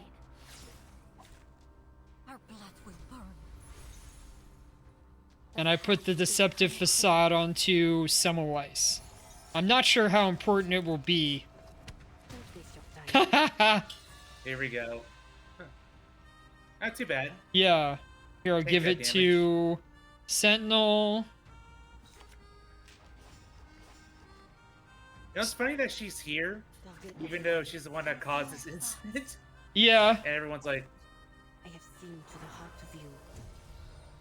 I mean, a lot of battles are like that in this game, in the story, where like the timekeeper's like, oh no, we're in danger.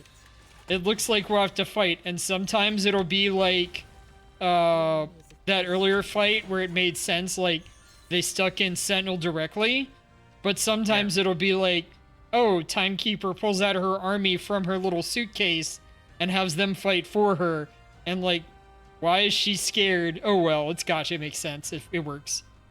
I hope you like a splash of the Destiny Shugakui. I mean, I'm not really gonna question the logic. Like, Yeah, whatever. yeah. It's JRPG logic. Yeah, it's JRPG logic too. Taking a peek inside. Close your eyes. It will all be over soon.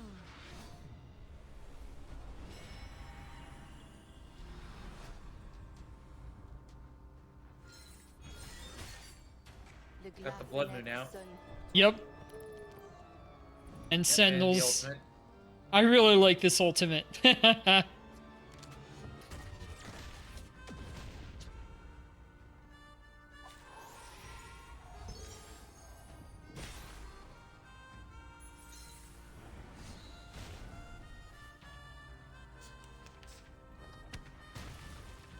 shot hit. Now is the time for repentance.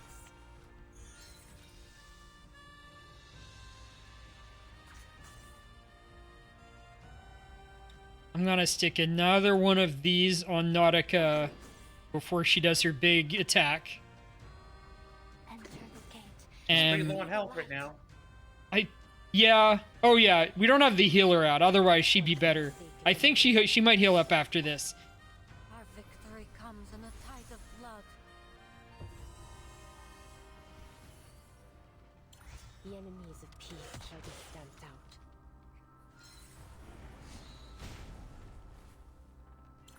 One shatter, now remain. It's just funny how we're just using attacks when we're just gathering supplies. Well, yeah, they're trying to gather supplies underneath the fire of artillery. Yeah.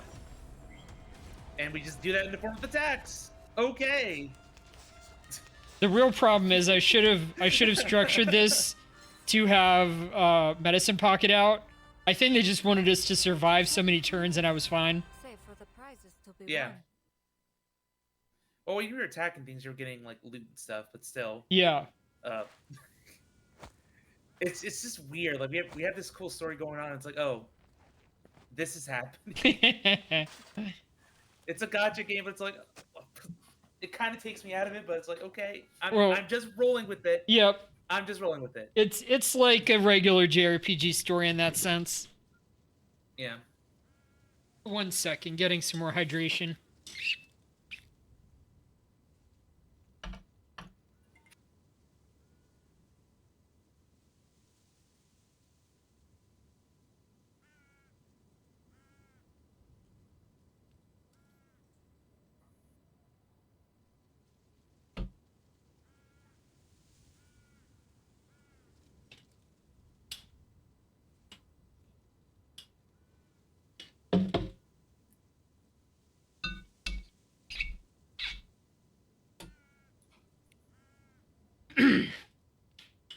Another body slumps to the ground. A shovel bites into the earth beside it.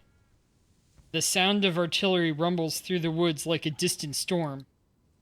It seems peace lies beyond our grasp. He crouches and brushes aside some caked mud. He doesn't notice or pays no heed to the soft scrape of metal ascending up the hill.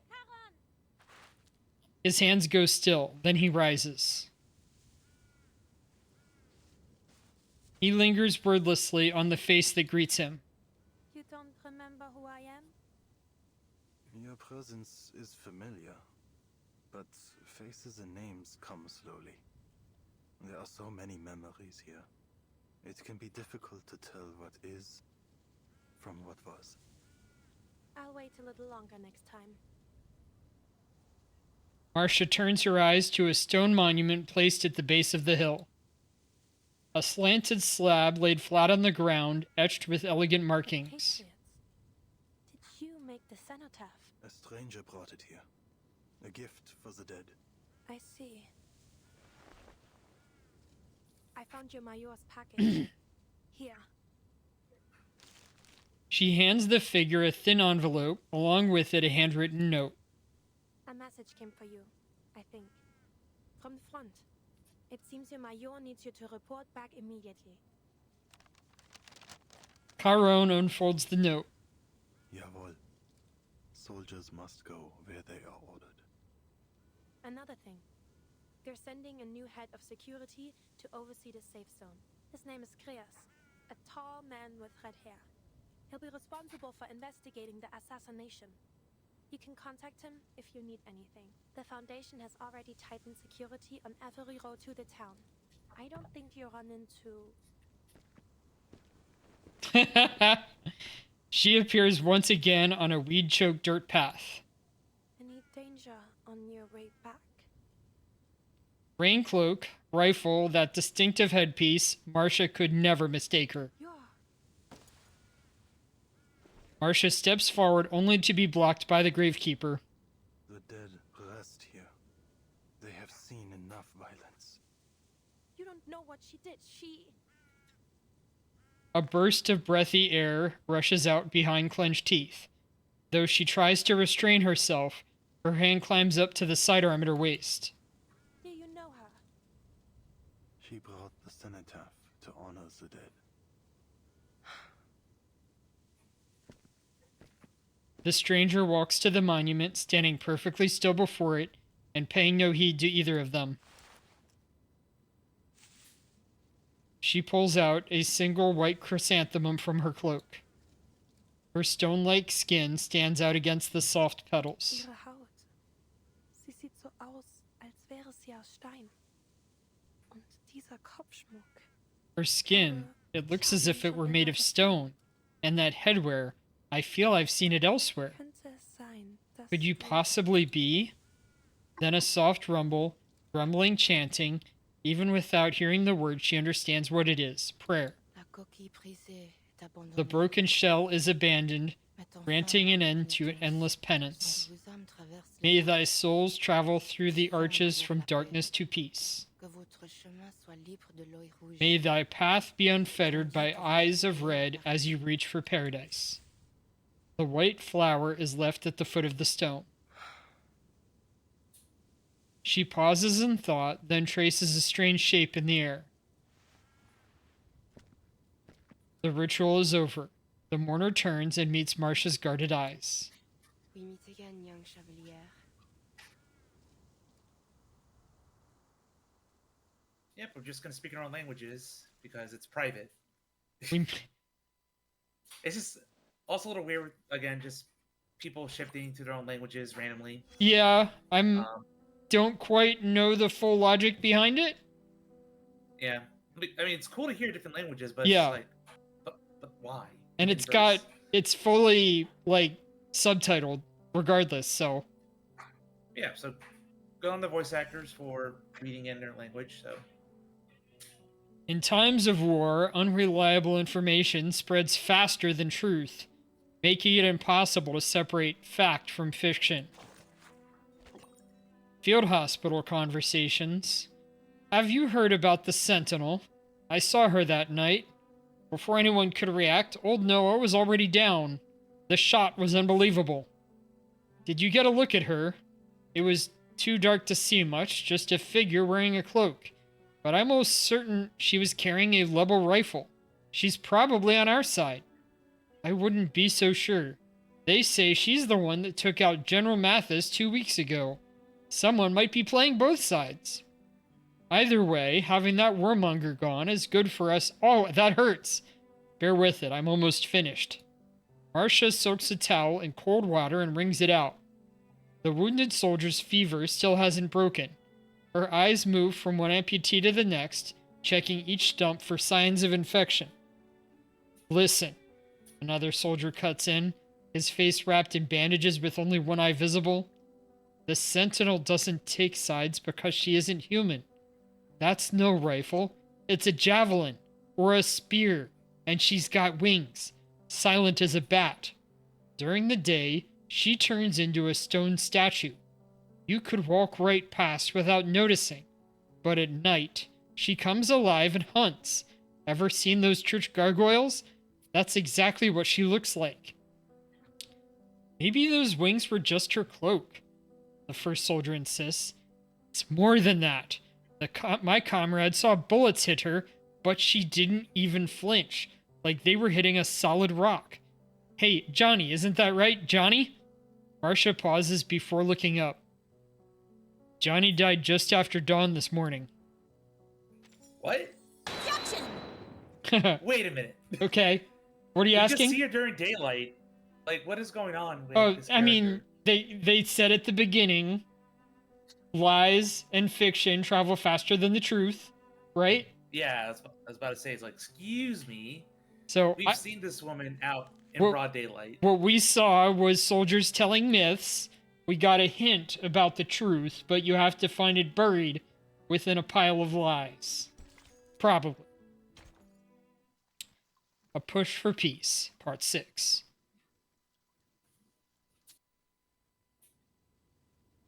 A typical reverse 1999 story, by the way, typically goes a little bit over 20 chapters. They aren't all necessarily the same length. The later ones might be a bit shorter. Okay. I wouldn't be surprised if this goes into 2 streams. Well, yeah, I mean, this is only chapter 6. Yep. The stranger studies Marcia again. He that is slow to anger is better than the mighty, and he that ruleth his spirit than he that taketh a city. Pardon? You possess remarkable self-control, a trait seldom seen. A hint of approval, odd and unspoken, leaves Marcia unsure how to react. My thanks. But I have a question. As I have one for you, Why did you kill the colonel? answer me likewise. Why did you protect him? Marcia gestures toward the slope, to the row of crude headstones filling the... End the war. And I as well. You seem to mourn the dead, but you don't realize how far you've set us back. We were nearing a ceasefire. Petals from pale flowers tumble by in the dry wind. Sentinel leans forward, gently shielding the flowers from the wind with her cloak. 6 years and the war rages still. There's 24 chapters in this whole story. Okay. To say, 'tis done. Have you any mind of the mission the Foundation pursues here? We know it won't be simple. Yet each side was open to negotiation. That's why they sent... The chuckle is wry and dark. You placed false hope on Hirschfelder. You invited a wolf into a bed of lambs. You think his death to be the spark of a reignited war. But even if I'd stayed my hand from him, your plans would have been for naught. The Manus scheme and the wicked prosper. Still hearing some echo.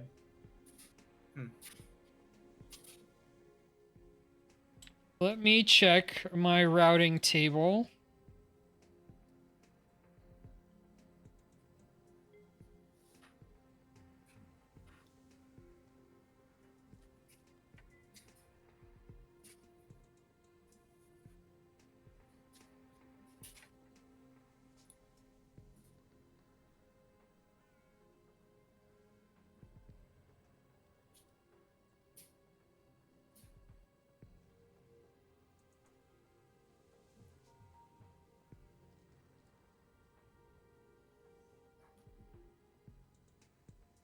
See if that'll make any change. I doubt it, but... Manus Vindicte. You know of their plans?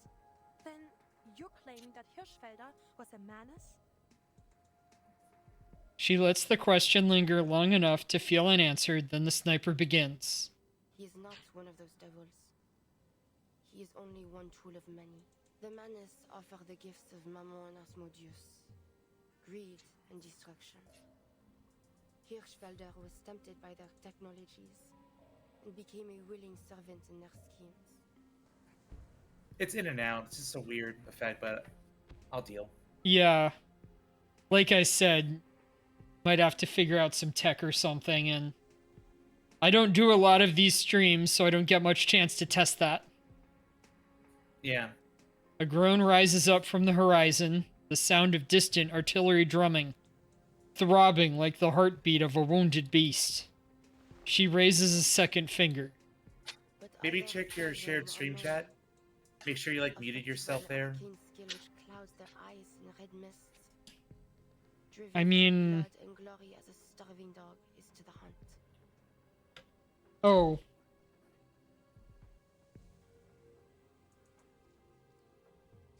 Yeah, I'm muted. You can see it. Okay. It'll be muted on your side as well. Yeah, I turned my mic off and the audio, so we just focus on everything here. Okay, I'll mute that as well. Okay, that was it. Maybe, yeah. So I know that was an issue the last time I tried to combine stream with someone else. Her eyes shift to the stiff outline of a soldier she knows as Charon. Charon, but yeah. Charon, yeah.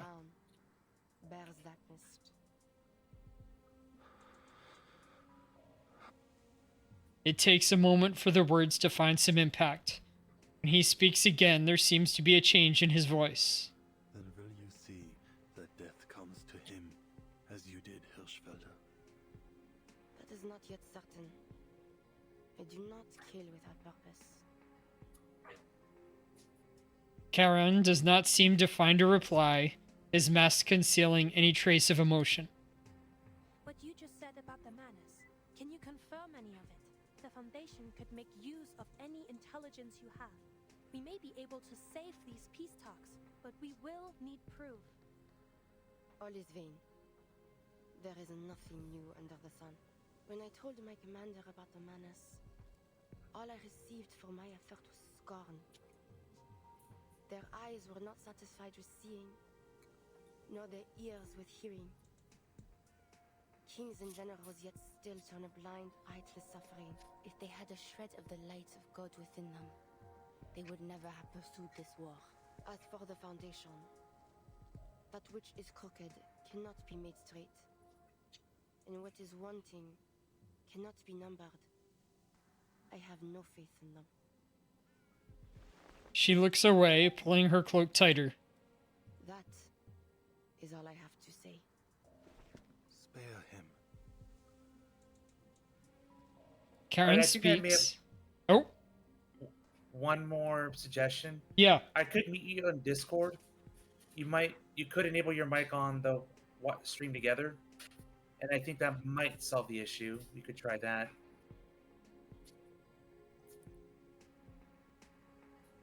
If you turn your mic on your end.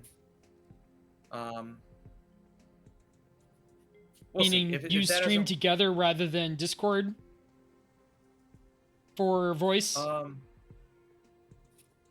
No, I'm just saying I would talk to you through Discord, but I would mute you on my end, and I'll still be able to hear you on stream together. So just want to try that. If that doesn't work, then that's okay. Yeah, I mean, I would say hey, let's just both do stream together and see how that works. Sure, let's do that. I'll mute myself.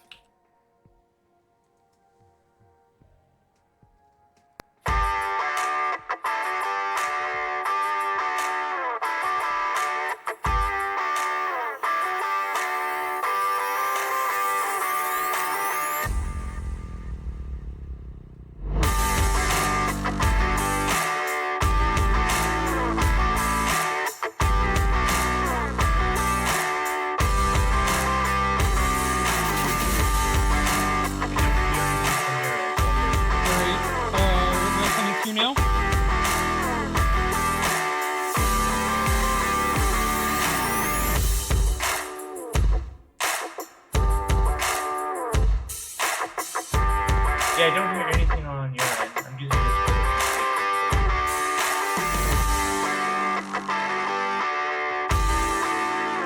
Alright, I don't think it's gonna work from my side. It's not gonna detect my microphone. It's not like it's going through screen.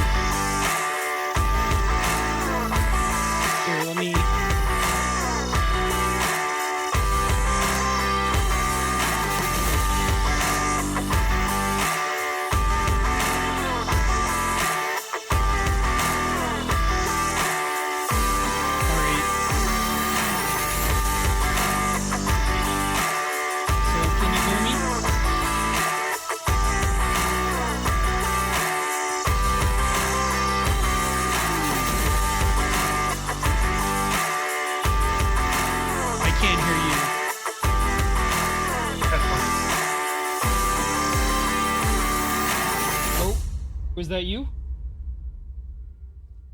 Are you doing regular? Are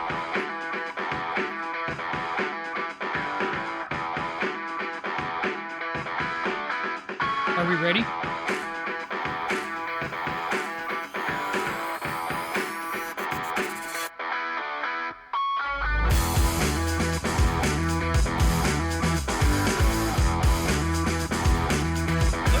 Hey, are you there?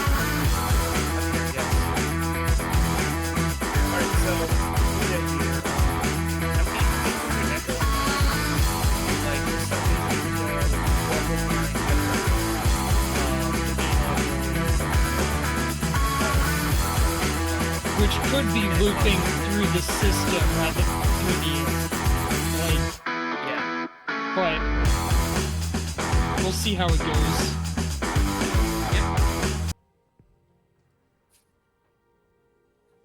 All right. Let us continue. Ow. You okay? What was that? I had like an ice pack here. It's like leaking water a little bit. Oh, okay. A little annoying. Karen speaks, the change in his voice now more acute, more vivid, and more personal. Eberhard Braun, I need you to spare his life. Neither mercy nor vengeance is mine to give.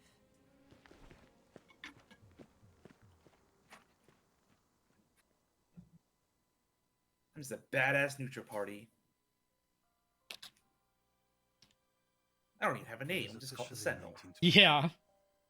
I wonder at other people's impressions of this war. From what I've seen, there are two contrasting views, though in various forms. One of heroism, and the other, sadness. There is one truth which I have found bridges both of these visions. Despite how cruel it may sound, this war is the prelude of a new era. I have to believe that, because if this death and destruction so unparalleled in history does not herald change, then there is no hope for humanity.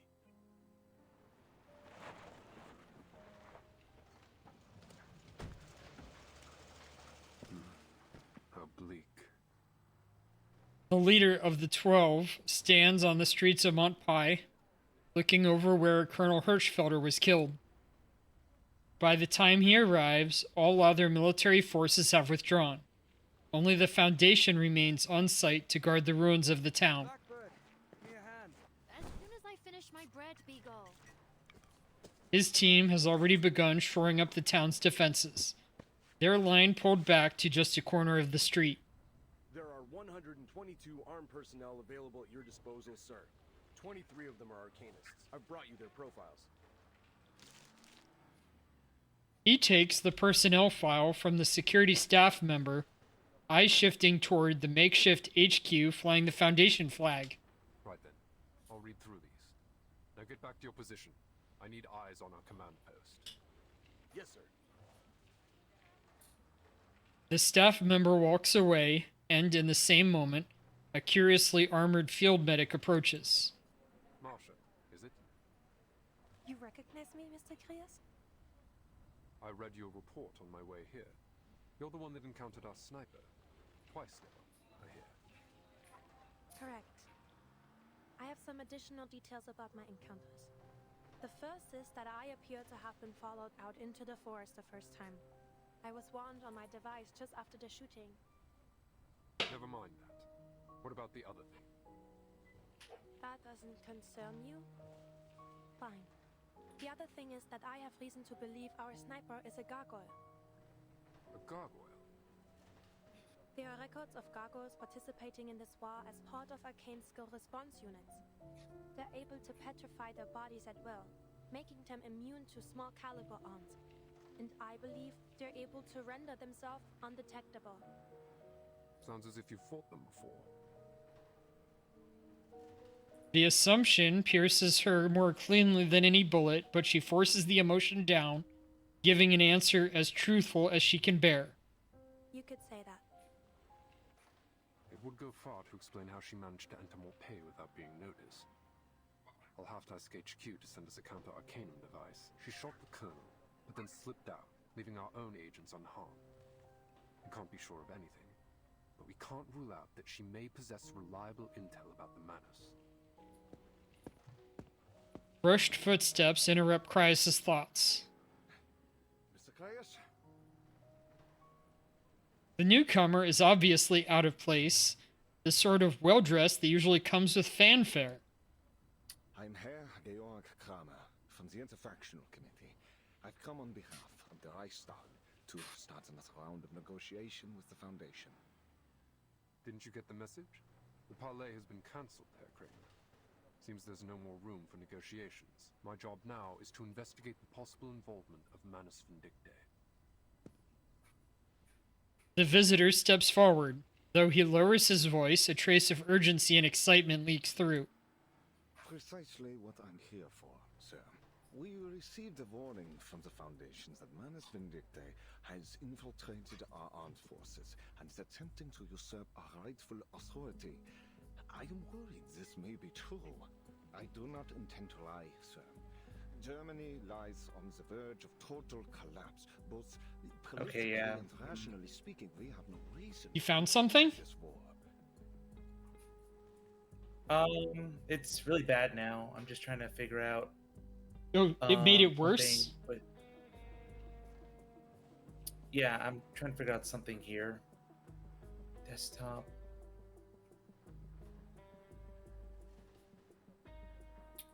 Discord. Because right now I'm using a Voicemeeter Banana. So it splits up the audio. I use it for... I use this for when I need to do a dub recording. Yeah.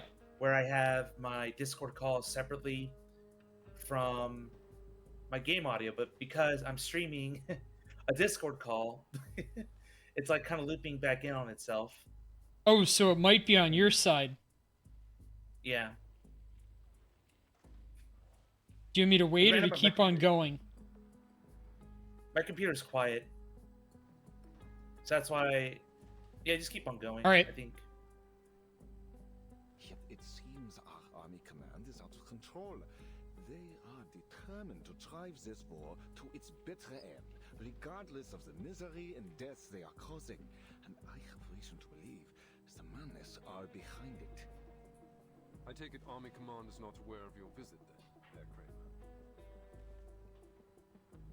The observation is sharp, to the point, quite obviously correct. Perhaps to reassert some authority, the man arches his shoulders back, adopting an almost regal pose. I represent the majority of the Reichstag, sir, as well as the office of the Imperial Chancellor. We are united now. All we need is some hard evidence. If it can be proven to His Imperial Majesty and to the Reichskanzler that Army Command has been infiltrated by this Manus cult, I am certain we will have the authority to end this. So, you're asking me to share the results of my investigation to root out the rotten apples in your army? I am, sir. We will do everything we can to restart the parley once we take control. His head bows deep and serious, though the sudden winter wind tosses his hair and collar out of place. He pulls in a deep breath. And we're willing to reach a ceasefire on certain conditions. I assure you, I'm not just saying this because of my stance. For the sake of my country and its people, this war must be stopped.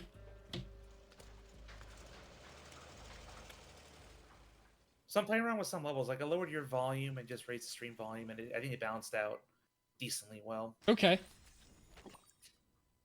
Yeah, I'm okay with this. All right. Because then I can go to Voicemeeter Banana, and the magic of it is I can, while I have the levels varied, now that they're properly segregated, you're at 60 instead of 100. I can just raise your volume on my end. I had no And we're idea good. who I was All right. fighting, or what lay on the other side of the trenches. It was as if there were a black wall standing between us and our enemy. They could attack at any time. I can't sleep. I don't want to die. I don't want to see their faces. I don't want to know what our enemy looks like. And worst of all, I don't know why.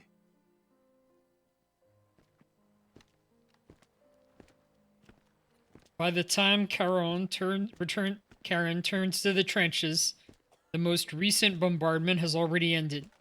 A trench can never really be called calm, but the rattle of machine guns and the crack of rifles slow and fade into the background. The shelling hasn't changed much. A few new craters to replace the old ones. So, you're back, Millman. Tell us, where did you take little Franz? He lies beneath stone, in a silent wood, and marches no more. Eric grunts out a reply. He's standing in Franz's boots, freshly shined. Huh. I bet Herr Wille you take the opportunity to keep walking and never come back. Lucky me. Where is he? He's dead. I guess you'll call me Herr Hauptmann now. Eric casts his eyes to the new crater decorating their trench. Got a shell. Just like that. Eric's face pales and then runs flush red, throbbing veins straining out along his forehead. Lucky me. Unlucky him. That Schweinhund. Schweinhund, oh no! I think that's Pig Dog. He died? And now who do I pay up to? Why'd you even bother coming back? We have enough ghosts in this trench. Eric pulls Charon up and tosses him against the trench wall. You waltz through here whenever you like just to take away our brothers. You bury them. Why? Why do you get to return and they stay dead? Are you mocking us? Karen slams but does not fall, making no effort to fight against Eric's strength. Der Tod verspottet nicht. Death does not mock, nor can it stop its return. It is as helpless as any other soldier to do his duty. What fate lies ahead of us is unknown. Its winding path cannot be seen till we step through it. None shows the hour when death finds us. A curse, flat and empty, and just like that, the fire and fury are gone from him. Soldiers walk by, look away, and continue their work. 100 pairs of eyes, and each of them numb to the chaotic scene. I just want to keep myself in one piece when my time comes. Better make sure I look good for my funeral, right? Now, off you go. Sir, there's movement coming from no man's land. The spotter interrupts their standoff, handing Eric a trench periscope. What? Eric grabs the scope and crouches up to a nearby parapet. Just two soldiers. Could it be a trench raid? I don't think so, Herr Hauptmann. Why would they go over the top in broad daylight? Look, they're waving their arms. Huh? What are they doing? Wait. Their hands are wrapped in bandages. Is that a problem? Eric returns the periscope to the spotter. Keep an eye on them, soldier. I think I know what's going on. The living walk over dead men's ground. Deserters, I'll bet.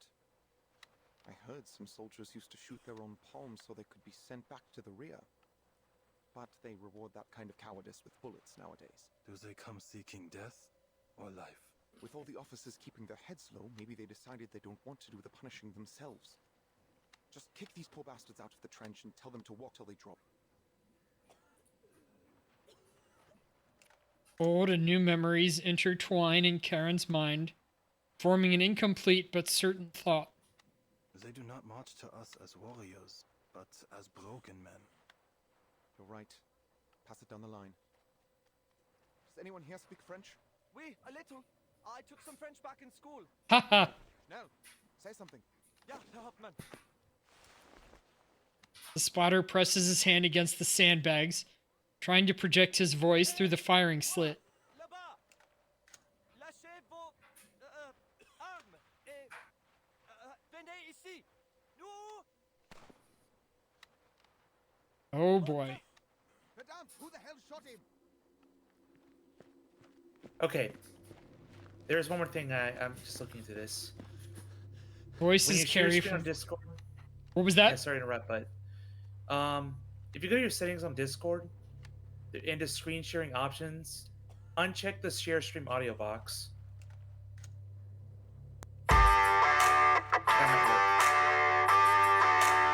So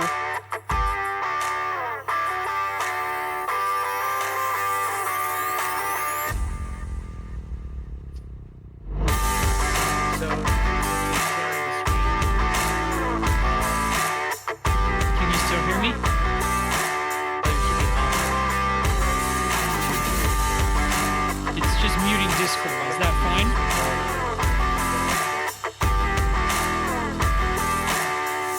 I just muted stream. Are you still hearing me? I mean, I muted Discord. Are you still hearing me?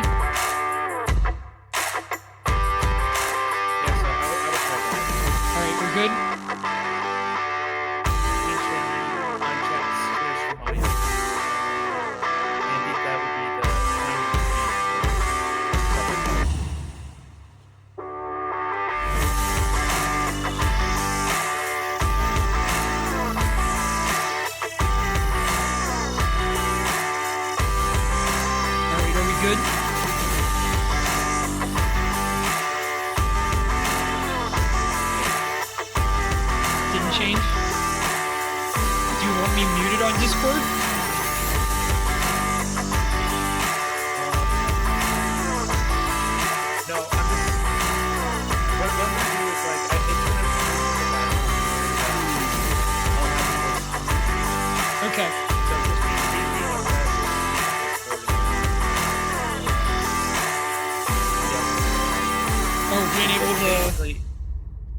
Because basically I have to like stream your Twitch stream, and it's like, I better keep on Discord.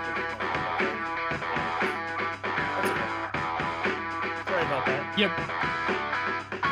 The Major's face is ashen and stiff. Rudolph stammers out the words, lying propped up against a sandbag, wisps of gray smoke lingering out of his shaky right eye. His glasses are thick as a church window. He's still the best marksman in the company.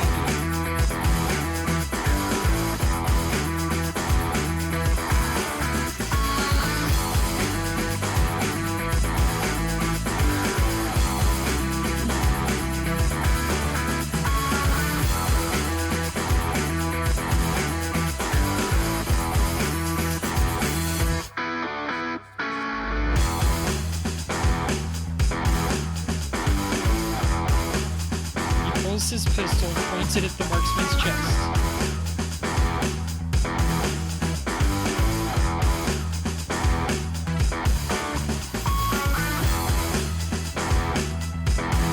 Rasping voices ripple down the trench as bodies make way for a figure moving like a charge in slow motion. Major Braun turns toward the sound.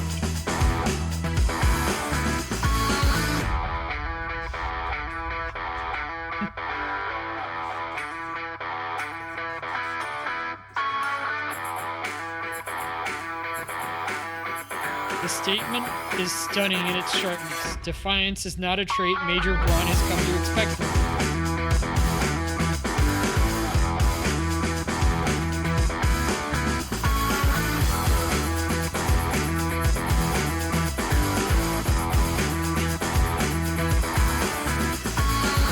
Major Braun strides forward in a single step, boots thudding against the trench.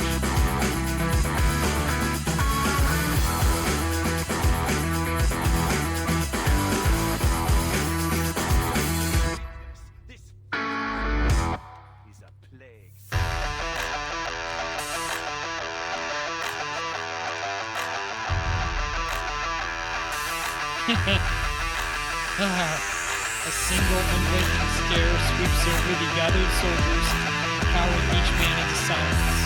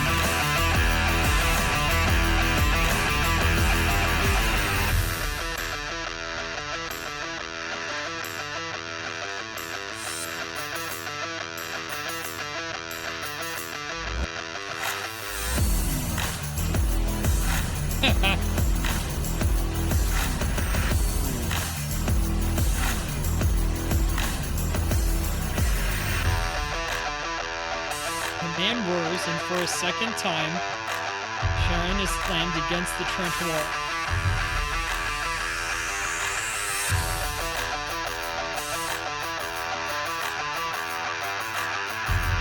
do you mean?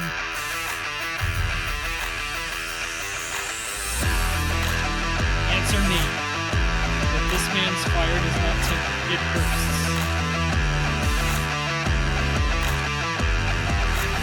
Sharon reacts too slowly. Major Braun's eyes are fixed on the pistol in his hand, anger replaced with shock. Sharon, now wounded, raises his hand to meet his bowed head. Beneath the curtain, something seems to crack. Raise your head, Sergeant.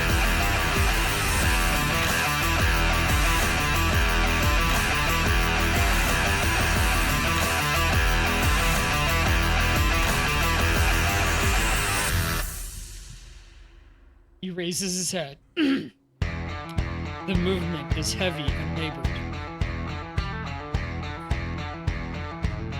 A hollow and foreboding presence seems to fill the trench around them.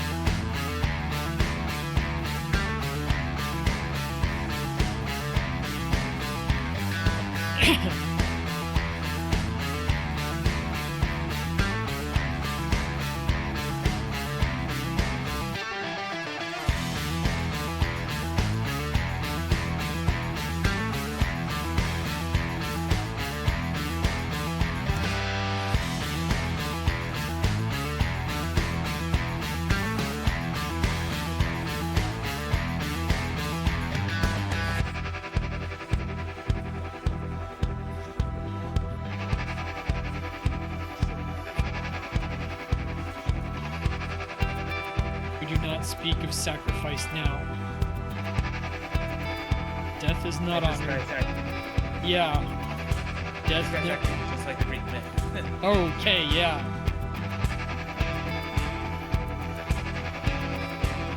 You have become so numb to death.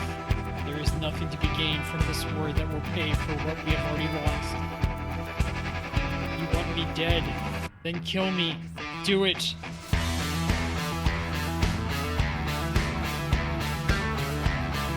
Will not save you, old friend.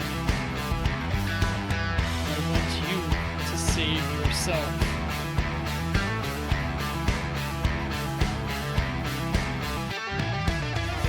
How we're getting yeah. Some of the creepy elements. Yeah. And so far, most of the creepy stuff is on the quote-unquote good guy side. The other soldiers huddle to the side. Major Braun collapses to the ground.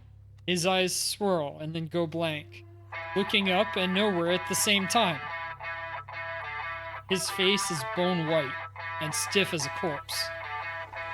Karen kneels over him and closes his eyes, a motion all too familiar to those watching. Rudolph peeks out from the crowd, managing a question both timid and brave.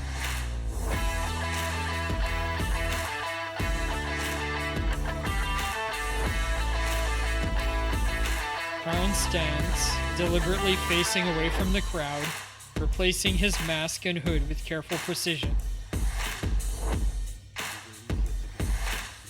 Okay.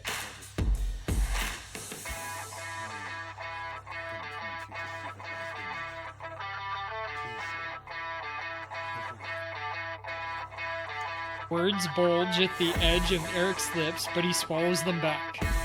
All others stand stunned and silent as Sharon departs with Major Braun in tow.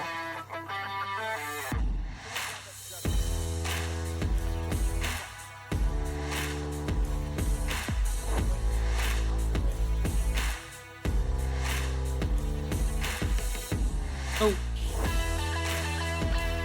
Had to bring up the game after the experiments. Yep, a lot happening on this one day alone. Yep. Look at these boys. They left home with puffed chests and confident smiles on their faces, thinking they'd go to the front, pull a few triggers, kill a few enemies, and come back as heroes. But when their feet hit the soil, they turned pacifist, it seems, wounding their own hands rather than their enemies. Their mothers should have begged them to stay, not waved their handkerchiefs to see them off. They had no choice. Really? Puff chess IO. Okay. What could possibly be the point in that? Don't tell me you believe there's glory in dying on the battlefield. The thought makes me sick. Look there. At the lifeless body laid flat in the mud. He couldn't even muster the courage to flee. So he bribed a fellow soldier, a man he barely knew, with 3 cigarettes to surrender with him. He died, killed in a moment of pure, senseless hatred. And the other lived, saved by a flicker of mercy. Where should his mother aim her grief? At the officer who changed his mind just a moment too late? The officer will be pardoned.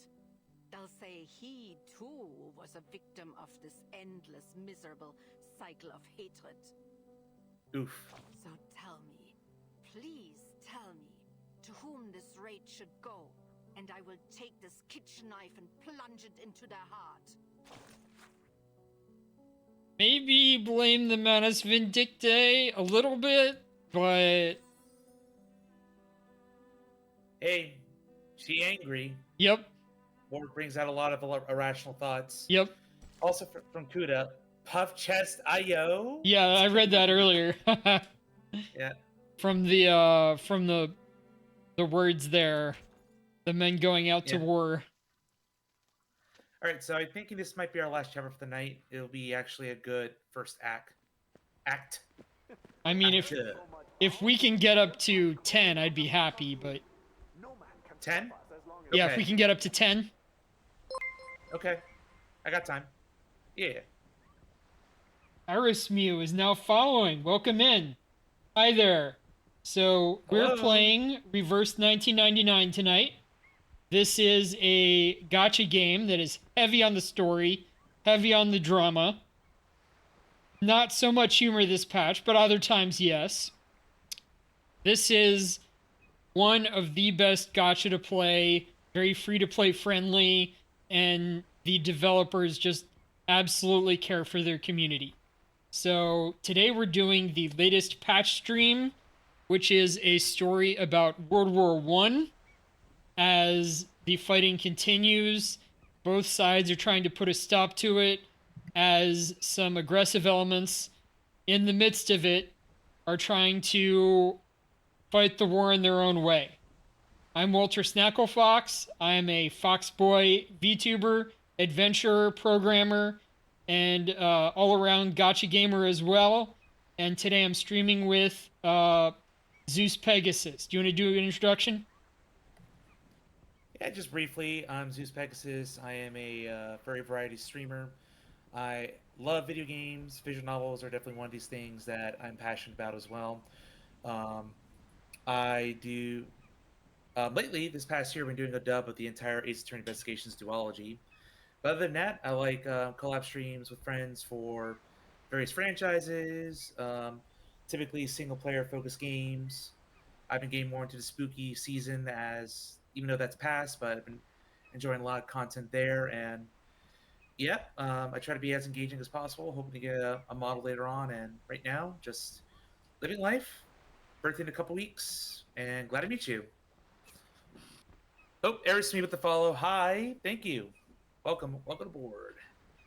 Oh, I remember why we wanted to do Discord on the other computer. Maybe I can still get it going. So that your feet can show up.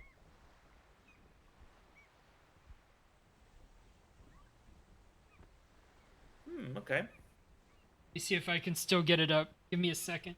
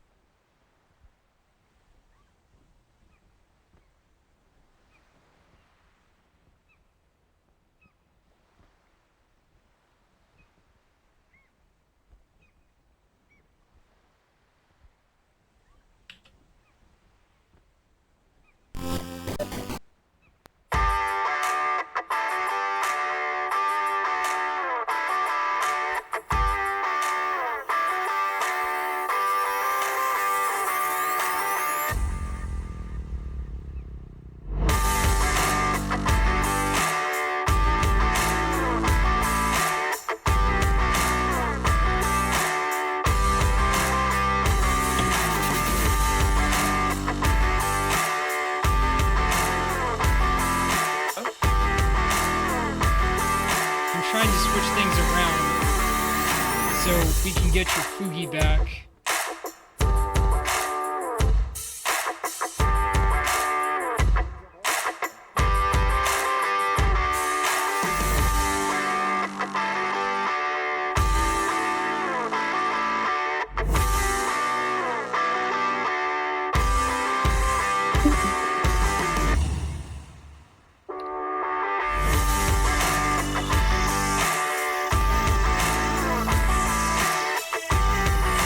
Alright.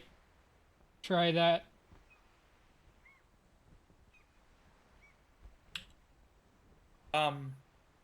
I hear it now. I think that'll be better. Alright.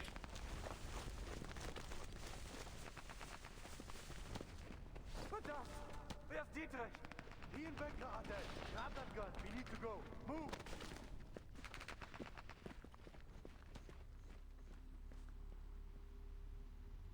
Do you think we'll win, Paul? I don't know, mein Freund. I think I just want to go home. Dietrich, Bethke, Elvin. What did they die for if we just give up?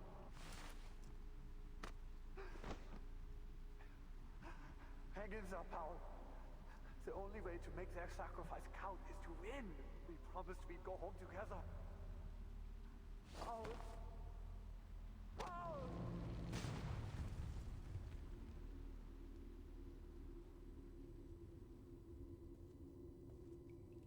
Major, the past is in the past. You can't change anything by letting yourself be overcome by sorrow. Don't forget that victory is the only thing that matters, and we can give it to you. Give it to me? How? I'll make you a true hero. One without fear or hesitation. Sounds like a deal with the devil here. Oh, that's all the stuff that the Manus Vindictae offer. We haven't seen them proper yet, but the Manus Vindictae gimmick... The bad guys. Yeah, but their gimmick is the lower ranks wear masks over their faces that bury into their heads and take their sanity. And the masks are made of hands. Like, not human hands, but they look like human hands, just not human hand material. Hence their name Manus. Yeah. Latin for hand. Yeah, and Vindictae would be like vindictive or something. He swallows air like a drowning man, and immediately the foul stench of decay fills his lungs. The dragging stops. Paul?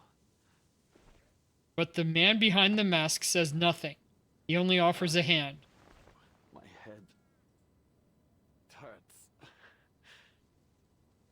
Eberhard struggles to adjust his surroundings, taking a long time to find focus. Where are you taking me? Mompe, the Foundation may have some cure for the spell you have fallen under. No. No. Still dazed after the ordeal, he can only mutter in denial.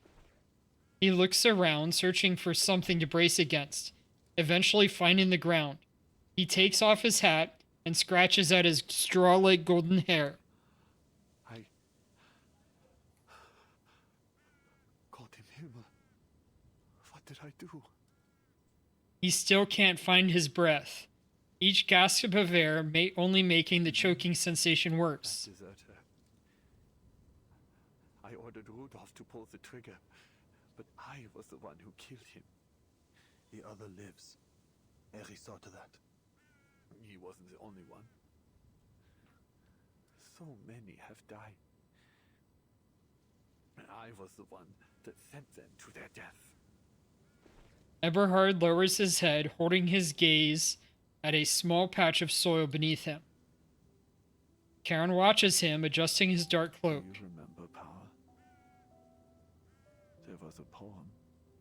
Like Goethe...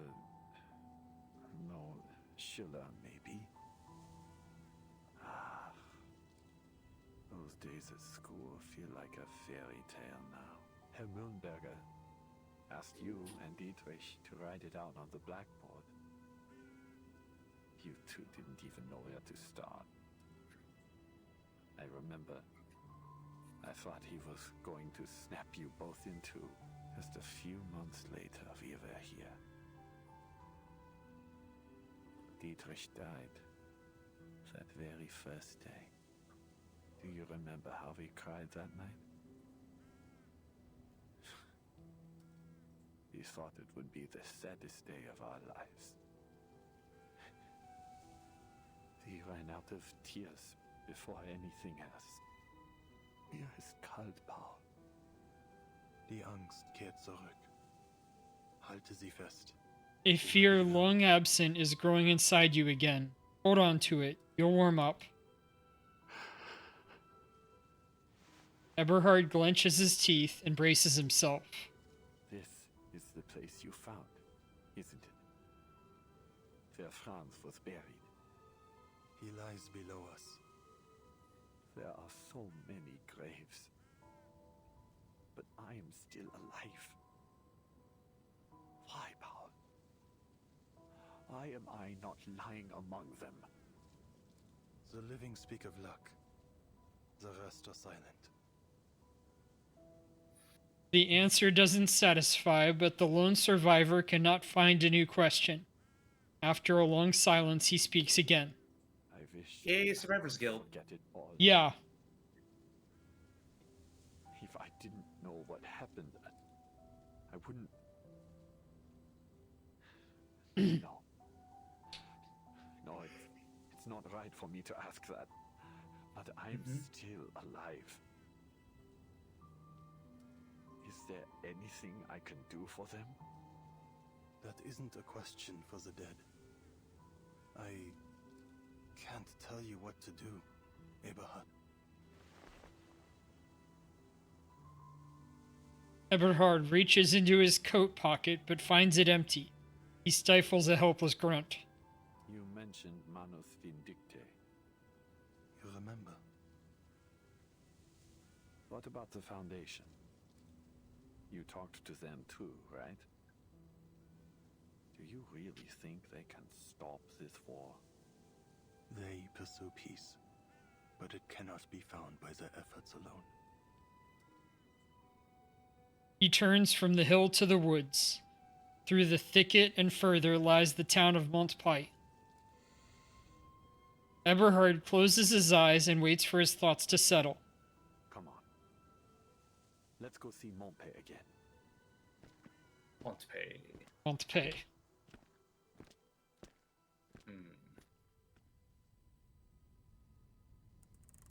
I was about to pay a visit to Herr Mühlenberger when someone from Army Command said the colonel wanted to see me.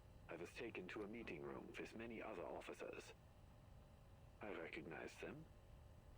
I knew many had just been promoted like me. Colonel Hirschfelder showed up to give us a speech. Yeah. The same colonel who was assassinated after the parley. The time has come when our nation calls for heroes, he said. With our foremost goal to create a prosperous new world for our children. We have fought valiantly, and now the war turns in our favor. We stand but one step away from total victory, yet it is at this very moment that our soldiers have lost their courage. They waste their time looting every barn, cellar, and shed in search of treasure and drink to numb their fears, delaying our operations. Their greed and cowardice have spread through our army like a malignant tumor. Fortunately, we have found a cure. An organization that believes in the promise of our victory has provided us with an extraordinary development. That's all I remember. I don't have a mind for technology, but it just washed the fear off me, thinking about it now. We must have been like lab rats to them. As soon as they finished their ritual, we became so sure of our victory that we began yelling and singing as one. We were just fresh-faced boys again, thirsty for a war we'd forgotten. The hiss of static echoes through the spacious room, then fades. That's enough for now. That was a recording from a German major we encountered in Montpellier. I intend to submit a report with full details, including his entire statement and an explanation for our inquiry. The head of the frontline investigation quiets, awaiting further instructions from the decision makers at the rear. What was that? Are they interrogating him, or are they like spying on him at this point? Oh, I think he took a statement. Okay, yeah. So, just yeah. That statement was then Interviewed. sent to the Pavlov Foundation headquarters, and that was why it was showing up as a recording. Yeah. So I think he did that because voluntarily. They mentioned it before. Yeah. Just wondering. Yeah. This foundation certainly has some both friendly and maybe some unfriendly characters within it. Yeah. None of the organizations can be trusted 100%. Yeah. But the St. Pavlov Foundation has most of the trustworthy characters in it. Manus Vindicta is moving quicker than any of us could have imagined. But none of these make sense. Pedro has returned from the front, still shaken from the assassination attempt. If they came to this era at the same time as we did, how could they have already infiltrated the military higher-ups in such a short time? We've already theorized that Arcana may now possess the power to rewrite history, which means going forward, any records from history as we once knew it will be unreliable for estimating their strength. Pedro falls into heavy silence. Pedro, what were the other representatives' opinions concerning Manus Vindicta? They all denied its existence. I see. It seems as though we're left with no other option but to change policies. No, we can't resort to such radical measures. The Dove's representative states his position in advance. The Foundation risks alienating any potential allies if we act too aggressively now. This war will not be the end of our fight. We will need to rely on their cooperation in the future, and that requires trust and a sense of security. On the subject of governance, I have some news to report. Prius's voice resurfaces in the conference hall. A man of the Interfactional Committee paid a secret visit to Montpellier, hoping to obtain intel about the Manus. A secret visit? As a fellow politician, Pedro immediately grasps the true intent behind their visit. What did they say? Do they intend to use our intel against the heads of their army command? You've guessed it. If their government manages to reign in the army, it'll be much easier to reach a ceasefire. But if anyone were to find out, we might be accused of interfering in their internal affairs. Have you considered that, Kreus? Officially, the Foundation never made any contact with their government. All I did was have a candid conversation with a man about my concerns for his people. He stresses one key detail. At any rate, they haven't any reason to expose their cooperation with us. There are simply too many uncertainties to consider. The politician, accustomed to checks and balances, catches the implication of a factional dispute.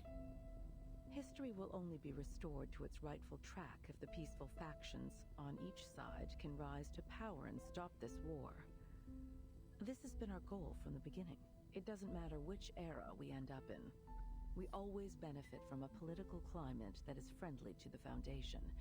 That's undeniable. What do you think, Pedro?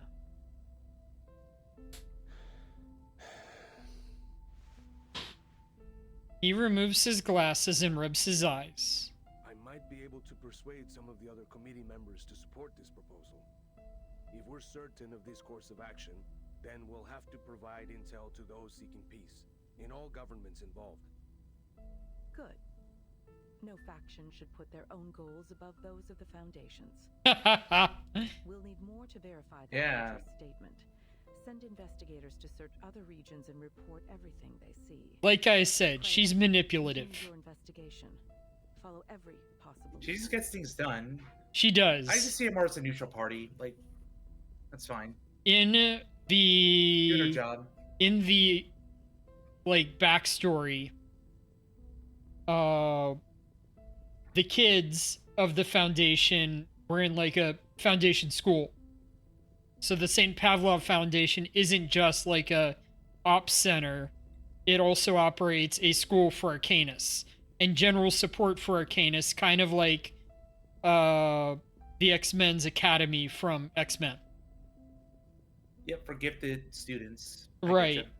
So at some point, Verton, being a young rebel, tries to take the kids outside right as a storm is starting, like the actual storm in the lore, not just a random rainstorm, and sees all of their classmates, I think, get hit by the storm and change or like disappear or whatever.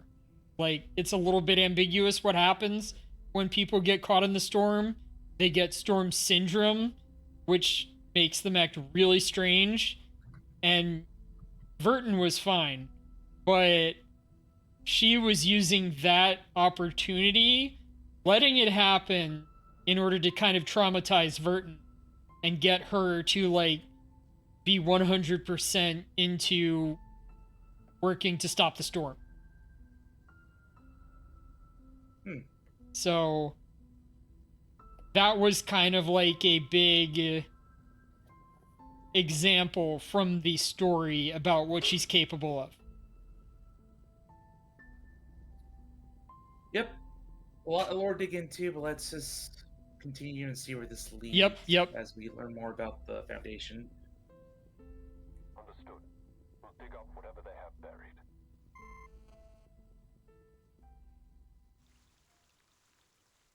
Cool. 2 more chapters to go. Paths crossed. I'm gonna grab some more water. Sure, Won't sure. take me long.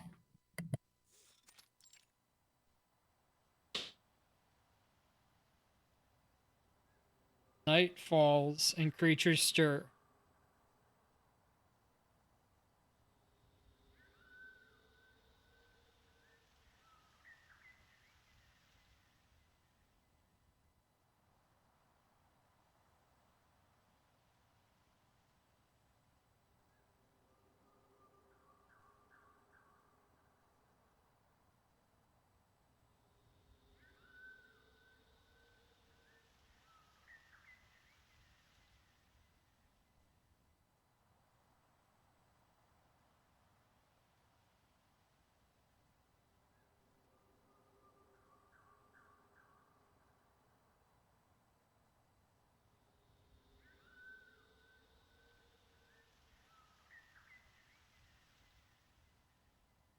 Right, I'm back. All right. Night falls and creatures stir. Not far away, there is another shadow hiding in the forest. Under the cover of night, perhaps he would have been taken for a withered tree trunk. But gargoyles belong to the night. They recognize one another with ease in the dimness. A man is proclaimed guilty, and for this he is condemned to death, denied even the justice of a trial. His execution came as a wind, silencing him ere he might utter a word of repentance. And this thou wouldst call righteousness? Leave me be, Ladislas. She shrugs the heavy question off. Hast thou reflected on thine actions, meeting eye for eye and tooth for tooth? Yeah, new character. Or vengeance still? What was it? What did you say? New character. Looks kind of like a priest in a way. Yeah.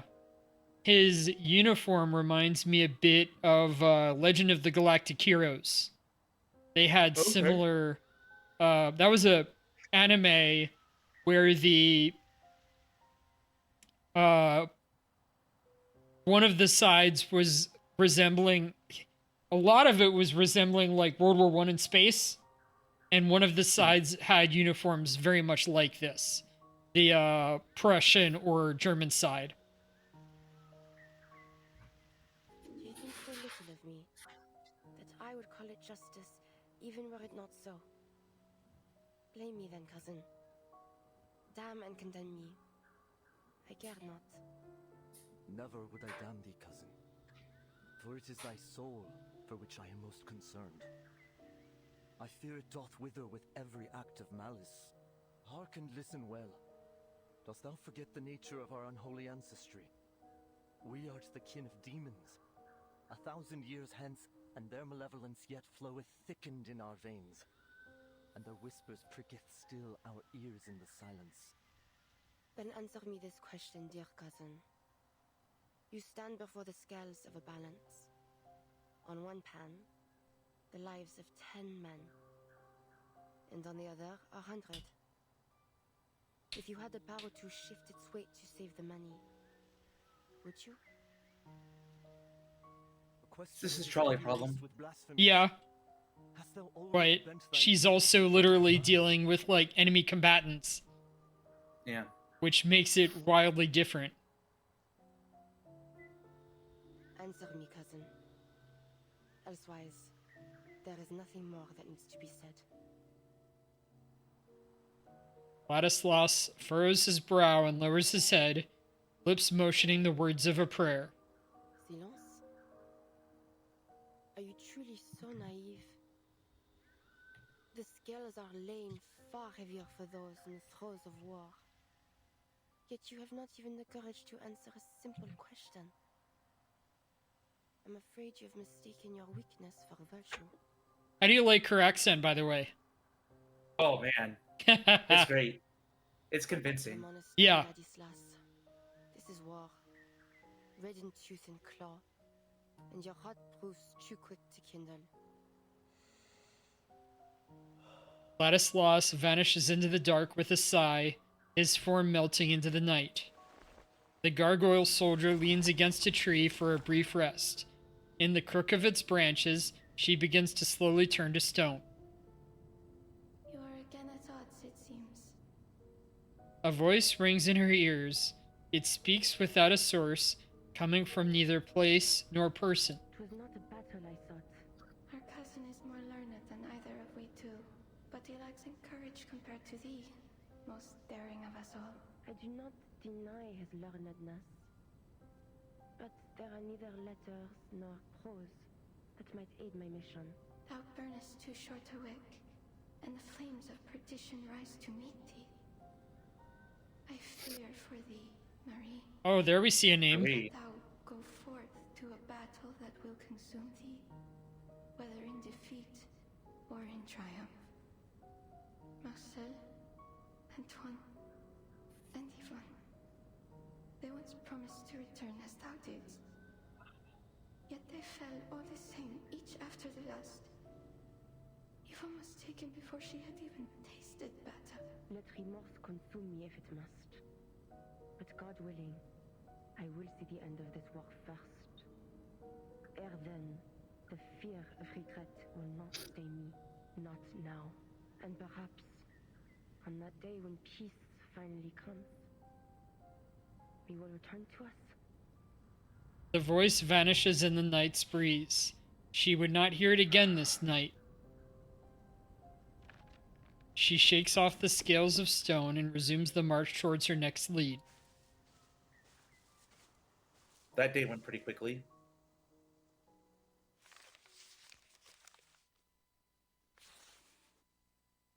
Arvion lays out the local strategic. Cryas picks up a handful of bullets, placed in the first on Montpay. Major Brown was able to recall some of the locations that may have been used by the Manus. His coordinates aren't what anyone would call precise, so he'd best start searching ASAP. Chester, you'll take the forest. Casper will be expecting you on the edge. One bullet stands upright on a spot marked as forest. On it. Camilla, Lee, you'll search from here and move along the river. We'll get it done, sir. Each new order is marked by another round placed upright on the table. Charles, Amanda, you're on Hill 299. You'll need to cross no man's land to get there. Make sure you establish your identity with both sides in advance to avoid friendly fire. Understood. The crowded room empties order by order, bullet by bullet, until only the last round remains. Yes, sir. Oh, there we see his I want picture. you on this village. Take Yeah. Marsha with you. She's a skilled combatant as well as a medic. You can count on each other. Yes, sir. Paravian exits, leaving one person remaining without orders. The young soldier locks eyes with his superior, an unspoken relief written on his face. Oh, she's back. Haha. Yes. I need someone coordinating the defense of this town should the Manus attack. Oh. Relief turns into dread.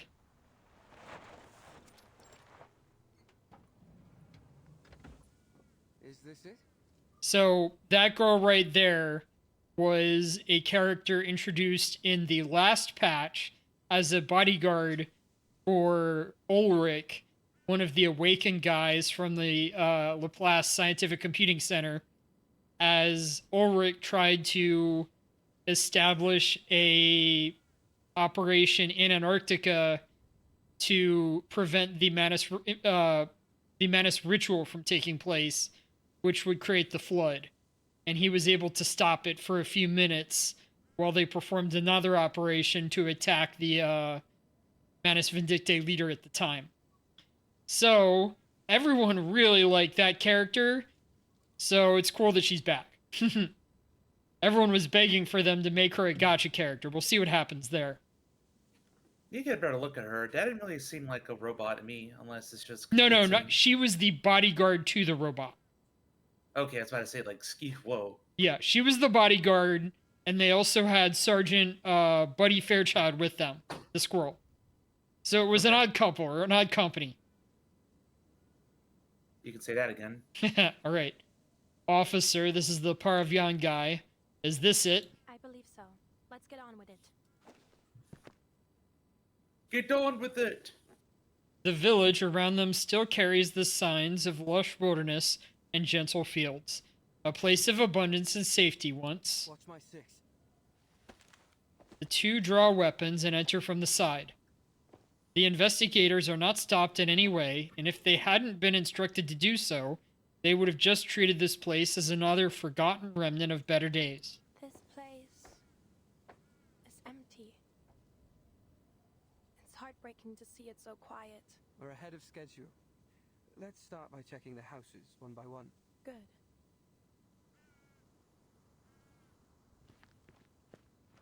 Find anything? Only some letters I can't read.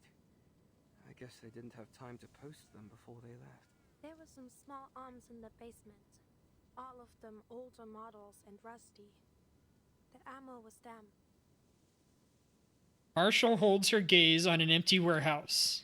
This place had to have been looted more than a few times. The only valuables left are the ones too heavy to move. So basically there's nothing here.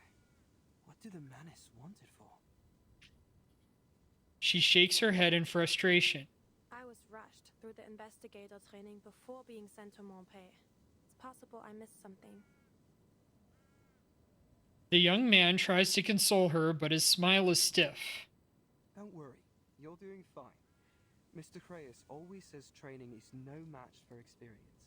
Blackbird is a prime example. I mean, Meryl. You met her back in Montpellier. She's been through all the training the Foundation could throw at her, but she still isn't ready for the battlefield. I probably shouldn't say, but she nearly went mental during the Antarctic operation. Understandable. It's cooler than ordinary people can imagine. A few weeks of military training just isn't enough. Paravian follows the topic and broaches a question he's long been holding back. So, what's your deal? I know you came from some order with special arcane training. You can freeze your fear and pain. Emotional stuff during battle until you feel safe. I only skimmed through the briefing. Is that right? It's more complicated than that. But I'm not sure I'd like to get into it now. Yeah, sure. Sorry. No need to apologize. Just...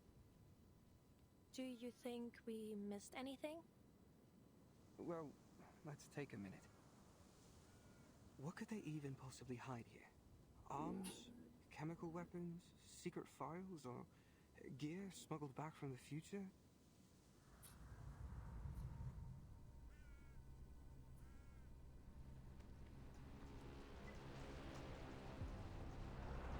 I don't know much about Manus Vindicte or the future.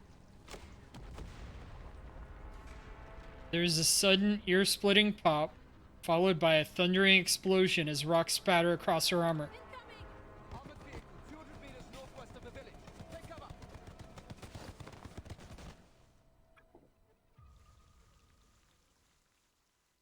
Well, that escalated quickly. We're just gonna get right into another fight. Yep. Most likely. Right now. I'm not worried. Oh, look at that. It's that armored car we saw from the trailer. Yeah. Yeah. It's the same deceptive facade that I mentioned earlier. Blow it up. All You got the right. sniper here. Buff Nautica. Channel her counter, start up her counter. And here, channel Sentinel. Very well. Close your eyes. I have seen to the heart of you.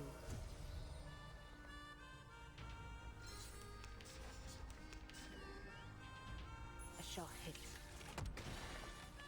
That guy's just smoked. Yeah. Hey, you did the trailer thing. Yeah, yeah. You retreat. At least one of us needs to make it back to report this. On my signal, you run, I'll cover you. Deafening gunshot. I hope you like All right. a splash of red. Put up that. That. And if I use this, these two will combine together. All right. That was certainly a close your eyes. It will all be over soon. You draw up to a full hand every time, so you don't really have to worry about hand management.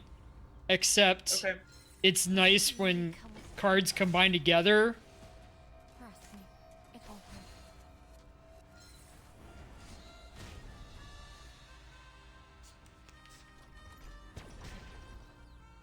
A shot hit. Now is the time for repentance.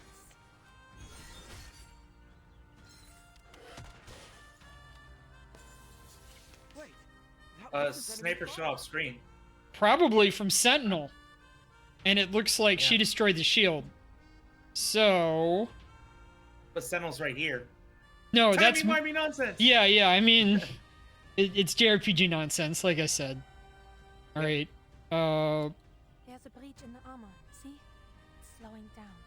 And look, it's got... So this is kind of the Manus Vindicte kind of goop that's covering it. Yeah.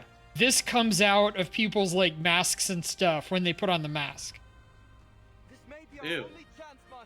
Yeah, it's very... It is very, very much, like, Eldritch coded. And... do another one of those. And now launch her super.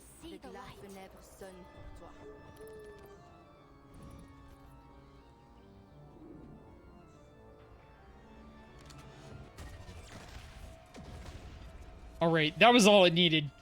Nautica wasn't even needed, barely. Make it look easy with your team. I mean, it's the story stuff.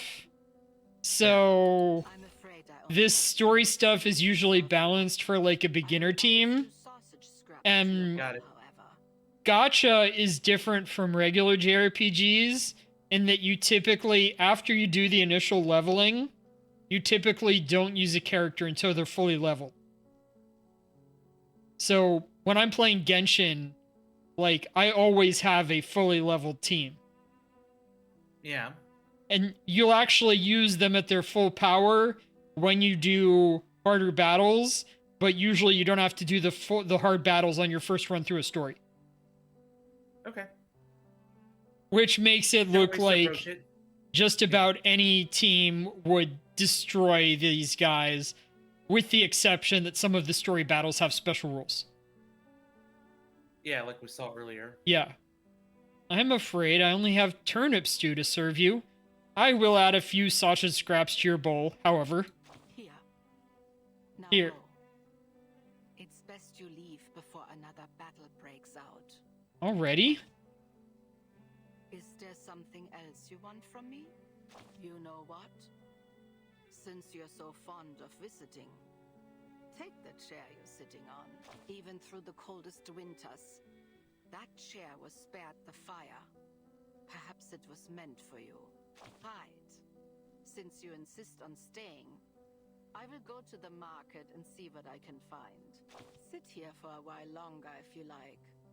Prepare for a lifelong stay, even. With any luck, this place will become your grave by the time the next farce ends. Alright, I said 10, but it's 12:15. I think we should raid and stop here. Okay, got it. Yeah, it is 12:15. If we didn't have the tech issues, I'm sure we would have gone through 10 chapters, but that's okay. Yeah, Because yeah. I said 23 chapters.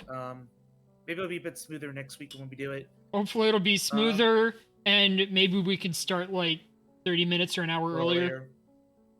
Yeah. I'll just make sure to be more free on Friday and be like, all right, let's just go work out, get my dinner, and then just be like, I'm piecing out. I gotta be home early. Yeah, yeah. Would Thursday be better for you? Not exactly.